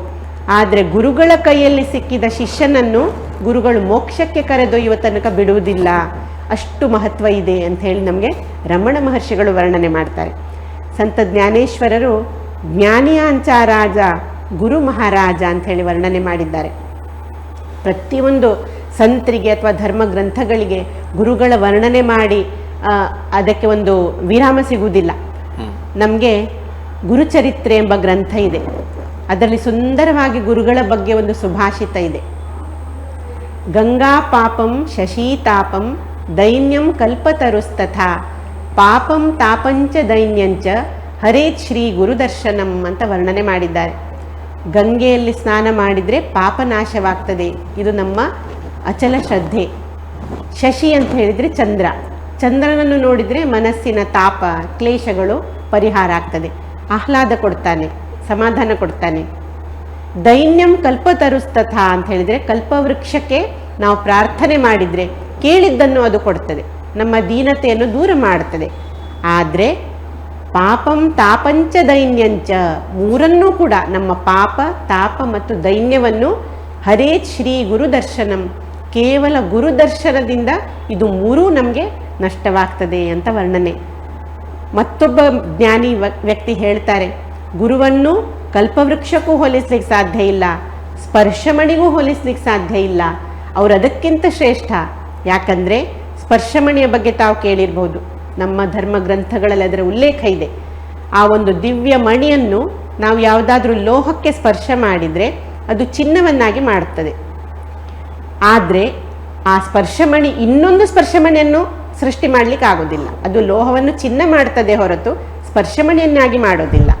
ಆದರೆ ಗುರುಗಳು ಅದಕ್ಕಿಂತ ಶ್ರೇಷ್ಠ. ಯಾಕಂತ ಹೇಳಿದರೆ ಗುರು ತನ್ನ ಶಿಷ್ಯನನ್ನು ಗುರುಸ್ಥಾನಕ್ಕೆ ತರ್ತಾರೆ, ತನ್ನ ಹಾಗೆ ಮಾಡಿಬಿಡ್ತಾರೆ. ಅದಕ್ಕಾಗಿ ಗುರು ಅಂತ ಹೇಳಿದರೆ ಸ್ಪರ್ಶಮಣಿಗಿಂತ ಶ್ರೇಷ್ಠ. ಈ ಪ್ರಕಾರದಲ್ಲಿ ಗುರುಗಳ ವರ್ಣನೆ ಮಾಡಿ ಎಲ್ಲ ಸಂತರು ಬಾರಿಗೂ ಅದನ್ನು ಹೇಳ್ತಾರೆ. ಸಂತ ಕಬೀರರ ಇನ್ನೊಂದು ಸುಂದರವಾದ ದೋಹ ಇಲ್ಲಿ ನೆನಪಾಗ್ತದೆ ನನಗೆ. ಗುರುಗಳ ವರ್ಣನೆ ಬಗ್ಗೆ ಅವರು ಏನು ಹೇಳ್ತಾರೆ? ಸಾತ ಸಮುಂದರ ಮಾಸಿಕರೆ ಲೇಖನಿ ಸಬ ಬನರಾಯ ಧರತಿ ಸಬ ಕಾಗಜ ಕರೆ ಗುರುಗುಣ ಲಿಖಾನ ಜಾಯ ಅಂಥೇಳಿ. ಅಂದರೆ ಸಾತ ಸಮುಂದರ, ಪೃಥ್ವಿಯಲ್ಲಿ 7 ಸಾಗರಗಳಿದ್ದಾವೆ ಅಂತ ಹೇಳ್ತೇವಲ್ಲ, ಆ 7 ಸಾಗರದ ನೀರು ಶಾಯಿ ಮಾಡಿ ಲೇಖನಿ ಸಬ ಬನರಾಯ, ಎಲ್ಲ ವನದ ವೃಕ್ಷಗಳನ್ನು ನಾವು ಲೇಖನಿ ಮಾಡಿ ಪೃಥ್ವೀ ಸಬ ಕಾಗಜ ಕರೆ, ಇಡೀ ಭೂಮಿಯ ಮೇಲೆ ಬರೆದ್ರೂ ಸಹ ಗುರುಗುಣ ಲಿಖಾನ ಜಾಯ, ಗುರುಗಳ ಗುಣಗಾನ ಮಾಡಿ ಪೂರೈಸಲಿಕ್ಕಿಲ್ಲ ಅಂತ ಕಬೀರರು ಹೇಳ್ತಾರೆ. ಹಾಗಾದರೆ ನಮಗೆ ಗುರುಗಳ ಮಹಾನತೆ ಎಷ್ಟಿದೆ ಇದು ಗಮನಕ್ಕೆ ಬರ್ತದೆ. ಇನ್ನೊಂದು ತಾವು ಕೇಳಿದ್ರಿ, ವಿದ್ಯಾರ್ಥಿ ಮತ್ತು ಶಿಷ್ಯನಲ್ಲಿರುವ ವ್ಯತ್ಯಾಸವೇನು? ವಿದ್ಯಾರ್ಥಿ ಅಂದರೆ ಆಗಲೇ ಹೇಳಿದೆ, ವ್ಯಾವಹಾರಿಕ ಜಗತ್ತಿನಲ್ಲಿ ಯಾವುದೇ ಒಂದು ವಿಷಯವನ್ನು ಕಲಿಯುವವನಿಗೆ ನಾವು ವಿದ್ಯಾರ್ಥಿ ಎಂಬ ಶಬ್ದದ ಉಪಯೋಗ ಮಾಡ್ತೇವೆ. ಶಿಷ್ಯ ಅಂದರೆ ಯಾರು? ಶಿಷ್ಯ ಅಂತ ಹೇಳಿದರೆ ಗುರುಗಳ ಆಜ್ಞೆಯನ್ನು ಪಾಲಿಸಿ, ಅವರು ಹೇಳಿದ್ದನ್ನು ಚಾಚೂ ತಪ್ಪದೆ ಪಾಲಿಸಿ, ಅವರು ಹೇಳಿದ ಮಾರ್ಗದಲ್ಲಿ ಯಾರು ಮುನ್ನಡೆತಾನೆ, ಒಂದಿಷ್ಟು ಕೂಡ ಶ್ರದ್ಧಾ ಭಂಗವಾಗದಂತೆ ಗುರುಗಳ ಹೇಳಿದ್ದನ್ನು ಆಚರಣೆಗೆ ತರ್ತಾನೆ, ಅವನನ್ನು ಶಿಷ್ಯ ಅಂತ ಹೇಳ್ತೇವೆ. ಮತ್ತು ಅಂಥ ಶಿಷ್ಯನನ್ನು ಗುರುಗಳು ಉದ್ಧಾರ ಮಾಡ್ತಾರೆ. ಈಗಾಗಲೇ ಹೇಳಿದಲ್ಲ, ಮೋಕ್ಷ ಪ್ರಾಪ್ತಿಯ ತನಕ ಈ ಜನ್ಮದಲ್ಲಿ ಆಗಲಿಲ್ಲ, ಅಷ್ಟರಲ್ಲಿ ಅವನ ಆಯುಷ್ಯ ಮುಗೀತು, ಮುಂದಿನ ಜನ್ಮದಲ್ಲಿ ಕೂಡ ಆ ಜೀವದ ಉದ್ಧಾರ ಅದೇ ಗುರುಗಳು, ಬೇರೆ ರೂಪದಲ್ಲಿರ್ಬೋದು, ತತ್ವರೂಪದಲ್ಲಿರ್ಬೋದು, ಒಟ್ಟಾರೆಯಾಗಿ ಶಿಷ್ಯನೆನಿಸಿಕೊಂಡವನು ಮೋಕ್ಷಕ್ಕೆ ಹೋಗುವ ತನಕ ಗುರುಗಳು ಬಿಡುವುದಿಲ್ಲ. ಇದು ಗುರುಗಳ ಮಹಾನತೆ. ಗುರುಪೂರ್ಣಿಮೆಯ ಸಂದರ್ಭದಲ್ಲಿ ತ್ಯಾಗದ ಮಹತ್ವವೇನು? ನಮಗೆ ಶಾಸ್ತ್ರಗಳು ಏನು ಹೇಳ್ತದಂತ ಹೇಳಿದರೆ, ತನು ಮನ ಧನ ಇದನ್ನು ನಾವು ಗುರು ಕಾರ್ಯಕ್ಕಾಗಿ ತ್ಯಾಗ ಮಾಡಬೇಕು ಅಂತ. ಶಿಷ್ಯನ ಜೀವನದಲ್ಲಿ ತ್ಯಾಗಕ್ಕೆ ತುಂಬ ಮಹತ್ವವಿದೆ. ಕೈವಲ್ಯೋಪನಿಷತ್ತಿನಲ್ಲಿ ಹೇಳ್ತಾರೆ, ತ್ಯಾಗೇನೈಕೆ ಅಮೃತತ್ವ ಮಾನಶುಹು, ತ್ಯಾಗದಿಂದಲೇ ಅಮೃತತ್ವ ಪ್ರಾಪ್ತವಾಗ್ತದೆ. ತ್ಯಾಗಕ್ಕೆ ಬಹಳ ದೊಡ್ಡ ಅರ್ಥ ಇದೆ. ನಾವು ಆಡು ಭಾಷೆಯಲ್ಲಿ ಅದನ್ನು ತನು ಮನ ಧನದ ತ್ಯಾಗ ಅಂತ ಹೇಳ್ತೇವೆ. ತನುವಿನ ತ್ಯಾಗ ಅಂತ ಹೇಳಿದರೆ ಗುರು ಕಾರ್ಯದಲ್ಲಿ ದೇಹದಿಂದ ಸಹಭಾಗಿಯಾಗುವುದು. ಇಲ್ಲಿ ಗುರು ಕಾರ್ಯ ಅಂದ್ರೇನು ಇದನ್ನು ನಾವು ಅರ್ಥ ಮಾಡಿಕೊಳ್ಬೇಕು. ಪ್ರತಿಯೊಬ್ಬ ಗುರುಗಳ ಕಾರ್ಯ ಅಥವಾ ಪ್ರತಿಯೊಬ್ಬ ಗುರುವಿನ ಮೂಲಕ ಕಾರ್ಯ ಮಾಡುವ ಗುರು ತತ್ವದ ಕಾರ್ಯ ಏನಂತ ಹೇಳಿದ್ರೆ ಧರ್ಮದ ಸಂಸ್ಥಾಪನೆ. ಆಗ್ಲೇ ನಾನು ಹೇಳಿದೆ, ಧರ್ಮ ಸಂಸ್ಥಾಪನೆಯ ಕಾರ್ಯವನ್ನೇ ಗುರು ಶಿಷ್ಯ ಪರಂಪರೆ ಮಾಡುವುದು ಅಂತ. ಅಂತಹ ಗುರು ಕಾರ್ಯದಲ್ಲಿ ಯಾರು ಸಹಭಾಗ ಮಾಡ್ತಾರೆ? ಗುರುಗಳು ಸಮಸ್ತ ಸಮಾಜವನ್ನು ಸತ್ವಗುಣಿಯನ್ನಾಗಿಸಿ ಧರ್ಮ ಮಾರ್ಗದಲ್ಲಿ ತರಲಿಕ್ಕೆ ಪ್ರಯತ್ನ ಮಾಡ್ತಾರೆ. ಅಧರ್ಮ ಹೆಚ್ಚಳವಾಗುವಾಗ ಆ ಧರ್ಮ ಗ್ಲಾನಿಯನ್ನು ಹೋಗಲಾಡಿಸಿ ಮತ್ತೊಮ್ಮೆ ಧರ್ಮ ಸಂಸ್ಥಾಪನೆ ಮಾಡುವ ಕಾರ್ಯ ಮಾಡ್ತಾರೆ.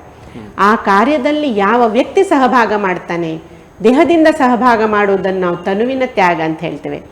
ಮನಸ್ಸಿನಿಂದ ಸಹಭಾಗ ಮಾಡೋದು, ಗುರುಗಳು ಹೇಳಿದ್ದನ್ನು ಮನಸಾರೆ ಸ್ವೀಕರಿಸಿ ಅದನ್ನು ಯಾರು ಮಾಡ್ತಾರೆ ಶ್ರದ್ಧಾ ಭಕ್ತಿಯಿಂದ, ಅದು ಮನಸ್ಸಿನ ತ್ಯಾಗ. ಅದರ ನಂತರ ಧನದ ತ್ಯಾಗ.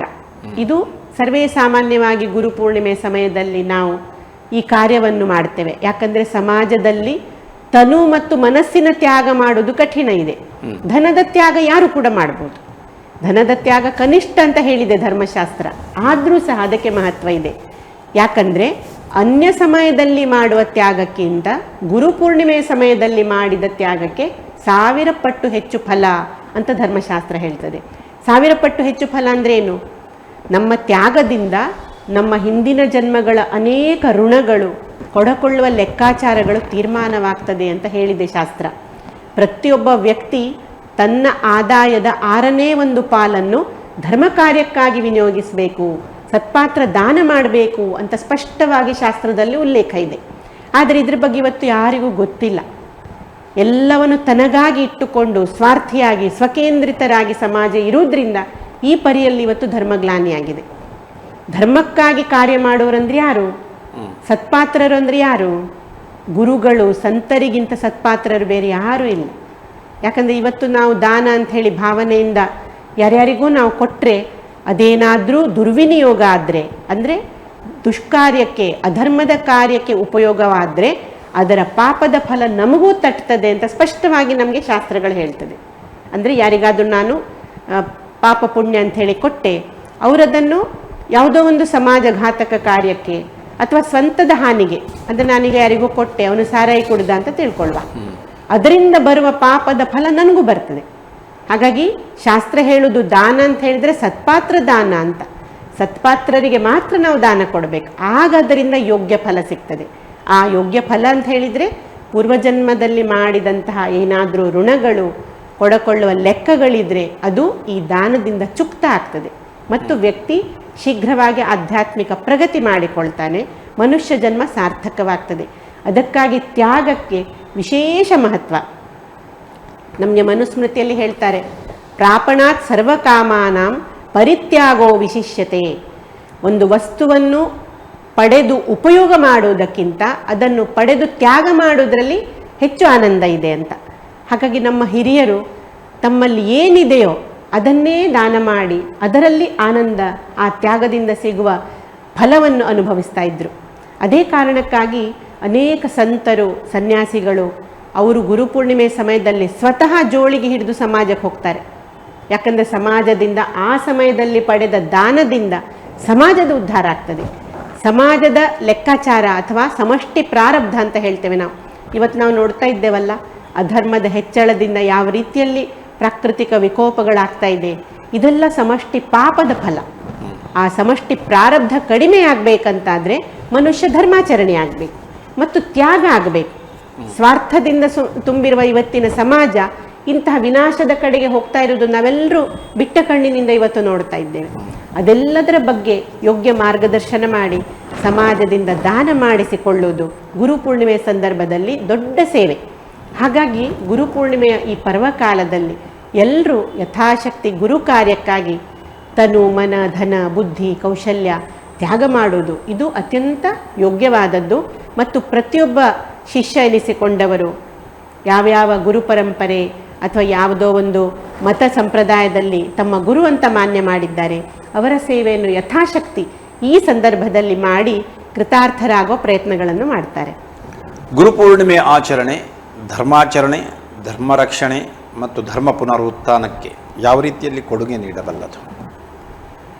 ಗುರುಪೂರ್ಣಿಮೆ ಮಾಧ್ಯಮದಿಂದ ಈಗಾಗಲೇ ನಾನು ಹೇಳಿದೆ, ಗುರುತತ್ವ 1000 ಪಟ್ಟು ಹೆಚ್ಚು ಕಾರ್ಯನಿರತವಾಗಿರುವುದರಿಂದ ಅದು ಮುಂದೆ ಧರ್ಮ ಸಂಸ್ಥಾಪನೆ ಕಾರ್ಯದಲ್ಲಿ ತನ್ನ ಶಿಷ್ಯರನ್ನು ಉಪಯೋಗ ಮಾಡಿಕೊಂಡು ಆ ಶಿಷ್ಯರ ಜನ್ಮವನ್ನು ಸಾರ್ಥಕ ಮಾಡಿಸಿ ಪುನಃ ಸಮಾಜದಲ್ಲಿ ಧರ್ಮ ಸಂಸ್ಥಾಪನೆಯ ಮಹಾನ್ ಕಾರ್ಯವನ್ನು ಮಾಡ್ತದೆ. ಹಾಗಾಗಿ ಆಗಲೇ ಹೇಳಿದ ಹಾಗೆ ಅಸಂಖ್ಯಾತ ಉದಾಹರಣೆಗಳು. ಧರ್ಮಗ್ಲಾನಿಯಾದಾಗ ಧರ್ಮ ಸಂಸ್ಥಾಪನೆಯ ಜವಾಬ್ದಾರಿಯನ್ನು ಕೈಗೆತ್ತಿಕೊಂಡು ತಮ್ಮ ಶಿಷ್ಯರ ಮಾಧ್ಯಮದಿಂದ ಎಷ್ಟು ಗುರುಗಳು ಮಾಡಿಸಿಕೊಂಡ್ರು ಅದು ನಮ್ಮ ಗೌರವಶಾಲಿ ಇತಿಹಾಸದಲ್ಲಿ ನಾವು ಈಗಾಗಲೇ ನಾವು ತಿಳ್ಕೊಂಡೇವೆ ಈ ಕಾರ್ಯಕ್ರಮದಲ್ಲಿ. ಹಾಗಾಗಿ ಅಂಥದ್ದೇ ಒಂದು ಸಂಧಿಕಾಲ ಈಗ ಸಮೀಪ ಇದೆ. ಇವತ್ತು ಕೂಡ ಧರ್ಮಗ್ಲಾನಿಯ ಸಮಯ, ವ್ಯಾಪಕ ಸ್ತರದಲ್ಲಿ ಅಧರ್ಮದಲ್ಲಿ ಹೆಚ್ಚಳವಾಗಿ ಇಡೀ ಸಮಾಜ ನೈತಿಕತೆಯ ಅಧಪ್ಪತನದತ್ತ ಹೋಗ್ತಾ ಇದೆ. ನಾವೆಲ್ಲರೂ ನೋಡ್ತಾ ಇದ್ದೇವೆ. ಇದುವೇ ಧರ್ಮಗ್ಲಾನಿ ಅಂತ ಹೇಳುವಂಥದ್ದು. ಅದರ ದುಷ್ಪರಿಣಾಮ ಪ್ರಕೃತಿಯ ಮೇಲೂ ಆಗ್ತದೆ ಮತ್ತು ಮನುಷ್ಯ ಯಾವ ರೀತಿಯಲ್ಲಿ ಕ್ರೌರ್ಯದ ಪರಮಾವಧಿಗೆ ಹೋಗಿ ಅಧರ್ಮಾಚರಣೆಯನ್ನು ಏನೂ ಪಾಪ ಭೀತಿ ಇಲ್ಲದೆ ಮಾಡ್ತಾ ಇರುವುದು ನಾವು ನೋಡ್ತಾ ಇದ್ದೇವೆ. ಅಂತಹ ಒಂದು ಸಂಧಿಕಾಲದಲ್ಲಿ ಇವತ್ತು ಸಮಾಜ ಸಾಗ್ತಾ ಇದೆ. ಈ ಒಂದು ಸಂಧಿಕಾಲದಲ್ಲಿ ಪುನಃ ಈಗ ಭವಿಷ್ಯಕಾರರು, ತ್ರಿಕಾಲಜ್ಞಾನಿ ಸಂತರು ಹೇಳಿರುವಂತಹ ಧರ್ಮದ ಪುನರುತ್ಥಾನವಾಗುವಂತಹ ಕಾಲ ಸಮೀಪ ಬರ್ತಾ ಇದೆ. ಯಾಕಂದರೆ ಧರ್ಮ ಅಧರ್ಮದ ಈ ಯುದ್ಧ ಅನಾದಿ ಕಾಲದಿಂದ ನಡೀತಾ ಇದೆ, ಈಗ ನಡೆಯುವುದಲ್ಲ ಇದು. ನಾವು ನಮ್ಮ ಪುರಾಣಗಳಲ್ಲಿ, ಇತಿಹಾಸಗಳಲ್ಲಿ ನೋಡಿದ್ದೇವೆ. ಹಿಂದೆ ನಾವು ದೇವತೆಗಳು ಮತ್ತು ದಾನವರ ಯುದ್ಧ ಅಂತ ಹೇಳ್ತಿದ್ದೆವು. ಅದರ ನಂತರದ ಕಾಲದಲ್ಲಿ ಅಧರ್ಮ ಮತ್ತು ಧರ್ಮದ ನಡುವೆ ಅನೇಕ ರಾಜ ಮಹಾರಾಜರುಗಳು ಯಾವ ರೀತಿ ಯುದ್ಧ ಮಾಡಿ ಈ ಪುಣ್ಯಭೂಮಿ ಭಾರತದಲ್ಲಿ ಮತ್ತೊಮ್ಮೆ ಧರ್ಮದ ಸ್ಥಾಪನೆ ಮಾಡಿದ್ರು, ಇದು ನಮ್ಮ ಇತಿಹಾಸ ನಮಗೆ ಕಲಿಸಿಕೊಡ್ತದೆ. ಈಗ ಕೂಡ ಮತ್ತೊಮ್ಮೆ ಅಂಥದ್ದೇ ಒಂದು ಸಂಧಿಕಾಲ, ಪರ್ವಕಾಲ ಸಮೀಪ ಬರ್ತಾ ಇದೆ. ಅಧರ್ಮದ ಪರಾಕಾಷ್ಠೆಗೆ ಹೋಗಿರುವಂತಹ ಈ ಸಮಯದಲ್ಲಿ ಇವತ್ತು ಗುರು ಶಿಷ್ಯ ಪರಂಪರೆ ಮತ್ತೊಮ್ಮೆ ಆ ಜವಾಬ್ದಾರಿಯನ್ನು ತನ್ನ ಕೈಗೆತ್ತಿಕೊಂಡು ಧರ್ಮ ಸಂಸ್ಥಾಪನೆ ಮಾಡುವಂತಹ ಪ್ರಯತ್ನಗಳನ್ನು ಮಾಡ್ತಾ ಇದ್ದಾರೆ. ಅಂತಹ ಅನೇಕ ಗುರುಗಳಲ್ಲಿ ಸನಾತನ ಸಂಸ್ಥೆಯ ಸಂಸ್ಥಾಪಕರಾಗಿರುವಂತಹ ಸಚ್ಚಿದಾನಂದ ಪರಬ್ರಹ್ಮ ಡಾಕ್ಟರ್ ಜಯಂತ ಆಠವಲೆ ಅವರು ಕೂಡ ಒಬ್ಬರು. ಸನಾತನ ಸಂಸ್ಥೆಯ ಹಾಗೆ ಅನೇಕ ಸಂಘಟನೆಗಳು ಕೂಡ ಧರ್ಮ ಕಾರ್ಯಕ್ಕಾಗಿ, ಧರ್ಮದ ಸಂಸ್ಥಾಪನೆ, ಧರ್ಮ ರಕ್ಷಣೆಗಾಗಿ ಬಹಳಷ್ಟು ಕಾರ್ಯಗಳನ್ನು ಮಾಡ್ತಾ ಇದ್ದಾರೆ. ಅಂತಹ ಸಮಯದಲ್ಲಿ ಇವತ್ತು ವ್ಯಾಪಕ ಧರ್ಮ ಪ್ರಸಾರ ಮಾಡುವ ಮೂಲಕ ಧರ್ಮ ಶಿಕ್ಷಣ, ಸತ್ಸಂಗ, ಪ್ರವಚನ, ಬಾಲ ಸಂಸ್ಕಾರ ವರ್ಗ ಈ ಎಲ್ಲ ಮಾಧ್ಯಮದಿಂದ ಸನಾತನ ಸಂಸ್ಥೆ ಕಳೆದ 26 ವರ್ಷಗಳಿಂದ ಸತತವಾಗಿ ಧರ್ಮ ಸಂಸ್ಥಾಪನೆ ಕಾರ್ಯಕ್ಕೆ ಪ್ರಯತ್ನ ಮಾಡ್ತಾ ಇದೆ. ಅಂದರೆ ಇಂತಹ ಗುರು ಶಿಷ್ಯ ಪರಂಪರೆ ಹಿಂದಿನಿಂದ ಹೇಗೆ ಧರ್ಮ ಸಂಸ್ಥಾಪನೆ ಮಾಡಿತು, ಬಹುಶಃ ಅದೇ ಕಾರ್ಯ ಈಗ ಮುಂದಿನ ವರ್ತಮಾನ ಕಾಲ ಮತ್ತು ಭವಿಷ್ಯದಲ್ಲಿ ಭಾರತದಲ್ಲಿ ಮಾತ್ರವಲ್ಲ ಇಡೀ ವಿಶ್ವದಲ್ಲಿ ನಮಗೆ ಧರ್ಮಶಾಸ್ತ್ರಗಳು ಹೇಳುವಂಥದ್ದು ಕೃಣ್ವಂತೋ ವಿಶ್ವಮಾರ್ಯಂ, ಇಡೀ ವಿಶ್ವವನ್ನು ಸುಸಂಸ್ಕೃತ ಮಾಡುವೆವು ಅಂತ ಹೇಳಿ ಉಪನಿಷತ್ ವಾಕ್ಯ. ಕೇವಲ ನಮ್ಮ ಭಾರತ ಮಾತ್ರ ಅಲ್ಲ, ಭಾರತದಲ್ಲೂ ಧರ್ಮ ಸಂಸ್ಥಾಪನೆ ಆಗುವುದರ ಜೊತೆಗೆ ಇಡೀ ವಿಶ್ವದಲ್ಲಿ ಧರ್ಮ ಸಂಸ್ಥಾಪನೆ ಆಗ್ತದೆ ಎಂಬುದು ಜ್ಞಾನಿಗಳ ಅಭಿಮತ. ಇದು ಸಾವಿರಾರು ವರ್ಷಗಳ ಹಿಂದೆ ಭವಿಷ್ಯ ಪುರಾಣ ಇತ್ಯಾದಿ ಅನೇಕ ಅಂದರೆ ಭವಿಷ್ಯ ಕಾಲದ ಇದನ್ನು ಬರೆದಿರುವಂತಹ ಗ್ರಂಥಗಳಲ್ಲಿ ನಮಗೆ ಕಾಣಲಿಕ್ಕೆ ಸಿಗ್ತದೆ. ತ್ರಿಕಾಲಜ್ಞಾನಿಗಳದನ್ನು ಉಲ್ಲೇಖ ಮಾಡಿಟ್ಟಿದ್ದಾರೆ. ಅದೇ ಸಮಯ ಈಗ ಸಮೀಪ ಬಂದಿದೆ. ಆ ಉದ್ದೇಶದಿಂದ ಕಾರ್ಯ ಮಾಡುವ ಸಂಘಟನೆಗಳಲ್ಲಿ ಎಲ್ಲರೂ ಸಹಭಾಗಿಯಾಗುವ ಮೂಲಕ ಆ ಗುರು ಋಣವನ್ನು ತೀರಿಸುವ ಪ್ರಯತ್ನಗಳನ್ನು ಮಾಡಬೇಕು. ಓಕೆ, ಸಾಮೂಹಿಕ ಗುರುಪೂರ್ಣಿಮೆ ಮಹೋತ್ಸವದ ಉದ್ದೇಶಗಳೇನು ಮತ್ತು ಇದರಲ್ಲಿ ಭಾಗವಹಿಸಿ ಯಾವ ರೀತಿಯಲ್ಲಿ ಗುರುಗಳ ಆಶೀರ್ವಾದವನ್ನು ಪಡೆಯಬಹುದು ಮತ್ತು ಧರ್ಮ ರಕ್ಷಣೆಗೆ ತಾವು ಮುಂದುವರಿಯಬಹುದು? ಈಗಾಗಲೇ ತಿಳ್ಕೊಂಡೆವು ನಾವು, ಗುರುಪೂರ್ಣಿಮೆಯಲ್ಲಿ ತನು ಮನ ಧನದ ತ್ಯಾಗ ಮಾಡಿದ್ರೆ ಅನ್ಯ ಸಮಯಕ್ಕಿಂತ 1000 ಪಟ್ಟು ಹೆಚ್ಚು ಫಲ ಸಿಗ್ತದೆ ಅಂತ ಹೇಳಿ. ಹಾಗಾಗಿ ಬೇರೆ ಸಮಯದಲ್ಲಿ ಕೂಡ ಏನು ಮಾಡದೇ ಇರುವ ವ್ಯಕ್ತಿಗಳು ಗುರುಪೂರ್ಣಿಮೆಯ ಸಮಯದಲ್ಲಿ ಗುರು ಕಾರ್ಯದಲ್ಲಿ ಸಹಭಾಗ ಮಾಡ್ತಾರೆ. ಹೇಗೆ ಒಬ್ಬ ವಿದ್ಯಾರ್ಥಿ ಅನ್ಯ ಕಾಲಾವಧಿಯಲ್ಲಿ ಹೆಚ್ಚು ಅಧ್ಯಯನ ಮಾಡದಿದ್ರು ಪರೀಕ್ಷೆ ಬರುವಾಗ 1-2 ತಿಂಗಳು ಅವನು ಎಲ್ಲವನ್ನು ಬಿಟ್ಟು ಅಧ್ಯಯನದ ಕಡೆಗೆ ಹೆಚ್ಚು ಗಮನ ಕೊಡ್ತಾನೆ. ಹಾಗಾಗಿ ಜಿಜ್ಞಾಸು, ಸಾಧಕ, ಶಿಷ್ಯ ಇವರ ಜೀವನದಲ್ಲಿ ಗುರುಪೂರ್ಣಿಮೆ ಎಂಬುದು ಒಂದು ದೊಡ್ಡ ಪರ್ವಕಾಲ. ಈ ಸಮಯದಲ್ಲಿ ಯಾರೆಲ್ಲ ಜಿಜ್ಞಾಸೆಗಳು ಈ ಒಂದು ಅಧ್ಯಾತ್ಮದ ಪಥದಲ್ಲಿ ಮುಂದುವರಲಿಕ್ಕೆ ಇಚ್ಛೆ ಪಡ್ತಾರೆ ಅಥವಾ ಧರ್ಮ ಕಾರ್ಯದಲ್ಲಿ ಸಹಭಾಗ ಮಾಡುವಂತಹ ಇಚ್ಛೆ ಇಟ್ಟುಕೊಂಡಿರ್ತಾರೆ ಅಥವಾ ಸಾಮಾಜಿಕ ಕಾರ್ಯ ಅಂದರೆ ಸಮಾಜವನ್ನು ಪುನಃ ಉತ್ಥಾನದ ಕಡೆಗೆ ಕರೆದೊಯ್ಯುವಂತಹ ಒಂದು ಪುಣ್ಯ ಕಾರ್ಯ ಅದರಲ್ಲಿ ಸಹಭಾಗ ಮಾಡಬೇಕೆಂಬ ಇಚ್ಛೆ ಇಟ್ಕೊಂಡಿರ್ತಾರೆ, ಅವರು ತಮ್ಮ ತನು ಮನ ಧನ ಬುದ್ಧಿ ಕೌಶಲ್ಯ ಇದೆಲ್ಲವನ್ನು ತ್ಯಾಗ ಮಾಡಿ ಗುರುಪೂರ್ಣಿಮೆಯ ಸಮಯದಲ್ಲಿ ಕಾರ್ಯನಿರತರಾಗ್ತಾರೆ. ಹಾಗಾಗಿ ಹೆಚ್ಚಿನ ಕಡೆಗಳಲ್ಲಿ ನಾವು ಸಾಮೂಹಿಕವಾಗಿ ಈ ಗುರುಪೂರ್ಣಿಮೆ ಆಚರಣೆ ಮಾಡುವುದನ್ನು ನೋಡ್ತೇವೆ. ಅಂದರೆ ಒಬ್ಬೊಬ್ಬರೇ ಮಾಡುವುದಲ್ಲ, ಎಲ್ಲರೂ ಸೇರಿಕೊಂಡು ಗುರುಸ್ಥಾನದಲ್ಲಿರುವ ವ್ಯಕ್ತಿಗೆ ಅಥವಾ ಆಯಾ ಪರಂಪರೆ ಮತದ ತಮ್ಮ ಸ್ವಾಮೀಜಿಗಳಿರ್ಬೋದು ಅಥವಾ ಯಾರನ್ನು ಅವರು ಗುರು ಅಂತ ಮಾನ್ಯತೆ ಮಾಡ್ತಾರೆ ಅವರನ್ನು ಆ ವ್ಯಾಸಪೂಜೆಯ ನಿಮಿತ್ತ ವ್ಯಾಸಪೂಜೆ ಮಾಡಿದ ನಂತರ ಗುರುಪೂಜೆ ಮಾಡುವ ಕ್ರಮ, ಅಲ್ಲಿ ಗುರುಗಳ ಸ್ಥಾನದಲ್ಲಿ ಆ ವ್ಯಕ್ತಿಗೆ ತಮ್ಮ ತನು ಮನ ಧನ ಕೌಶಲ್ಯವನ್ನು ತ್ಯಾಗ ಮಾಡುವ ಮೂಲಕ ಕೃತಜ್ಞತೆಯನ್ನು ವ್ಯಕ್ತ ಮಾಡ್ತಾರೆ. ಇದರಿಂದ ಸಮಷ್ಟಿಯಲ್ಲಿ ಆ ಗುರುತತ್ವ ಏನು 1000 ಪಟ್ಟು ಕಾರ್ಯನಿರತ ಇರ್ತದೆ, ಅದರ ಚೈತನ್ಯದ ಲಾಭ ಎಲ್ರಿಗೂ ಆಗ್ತದೆ. ಯಾವುದೇ ಒಂದು ಕಾರ್ಯ ವ್ಯಕ್ತಿಗತವಾಗಿ ಮಾಡುವುದಕ್ಕಿಂತ ಸಾಮೂಹಿಕವಾಗಿ ಮಾಡಿದರೆ ಅದಕ್ಕೆ ಹೆಚ್ಚು ಫಲ ಅಂತ ಧರ್ಮಶಾಸ್ತ್ರಗಳು ಹೇಳ್ತದೆ. ಒಬ್ಬೊಬ್ಬರೇ ನಾವು ಮಾಡುವುದಕ್ಕಿಂತ ಸಮಷ್ಟಿ ಅದು ವ್ಯಾಪಕ. ಭಗವಂತ ಸಮಷ್ಟಿಯಲ್ಲಿ ಎಲ್ಲವನ್ನು ಮಾಡುವಂಥದ್ದು. ನನಗೊಬ್ಬಳಿಗಾಗಿ ಏನಾದರೂ ಪ್ರಾರ್ಥನೆ ಮಾಡುವುದಕ್ಕಿಂತ ನಮ್ಮ ಪ್ರಾರ್ಥನೆಗಳು ಉಪನಿಷತ್ತುಗಳು ನಮಗೇನು ಕಲಿಸಿದೆ? ಸರ್ವೇ ಜನ ಸುಖಿನೋ ಭವಂತು, ಸರ್ವೇ ಭವಂತು ಸುಖಿನಃ, ಸರ್ವೇ ಸಂತು ನಿರಾಮಯ, ಸರ್ವೇ ಭದ್ರಾಣಿ ಪಶ್ಯಂತು, ಮಾ ಕಶ್ಚಿತ್ ದುಃಖ ಭಾಗ್ ಭವೇತ್. ನಮ್ಮ ಧರ್ಮಶಾಸ್ತ್ರಗಳ ಆಶಯವೇ ಇಡೀ ಸಮಷ್ಟಿಗೆ ಒಳಿತಾಗಬೇಕೆಂಬುದು. ಹಾಗಾಗಿ ಗುರುಪೂರ್ಣಿಮೆ ಎಂಬುದು ಸಮಷ್ಟಿಯಲ್ಲಿ ಮಾಡಬೇಕಾದಂತಹ ಆಚರಣೆ. ಆ ನಿಟ್ಟಿನಲ್ಲಿ ಅನೇಕ ಸಂಘಟನೆಗಳು ಈ ಕಾರ್ಯವನ್ನು ಸಾಮೂಹಿಕವಾಗಿ ಮಾಡ್ತಾರೆ ಮತ್ತು ಎಲ್ಲರೂ ಸೇರಿ ಸಮಾಜದಲ್ಲಿ ಧರ್ಮ ಪ್ರಸಾರ ಇರ್ಬೋದು, ಧರ್ಮ ಜಾಗೃತಿ, ಧರ್ಮ ರಕ್ಷಣೆ ಈ ಕಾರ್ಯಕ್ಕಾಗಿ ಸಂಕಲ್ಪ ಮಾಡಿ ಕಟಿಬದ್ಧರಾಗ್ತಾರೆ. ಮುಂದಿನ 1 ವರ್ಷ ನಾವು ಅಂದರೆ ಮುಂದಿನ ಗುರುಪೂರ್ಣಿಮೆ ತನಕ ಏನು ಕಾರ್ಯ ಮಾಡಬೇಕು ಅದರ ಬಗ್ಗೆ ಸಂಕಲ್ಪವನ್ನು ಮಾಡ್ತಾರೆ. ಯಾಕಂದರೆ ಸಂಕಲ್ಪ ಮಾಡಲಿಕ್ಕೆ ಅತ್ಯಂತ ಯೋಗ್ಯವಾದ ದಿನ ಗುರುಪೂರ್ಣಿಮೆ.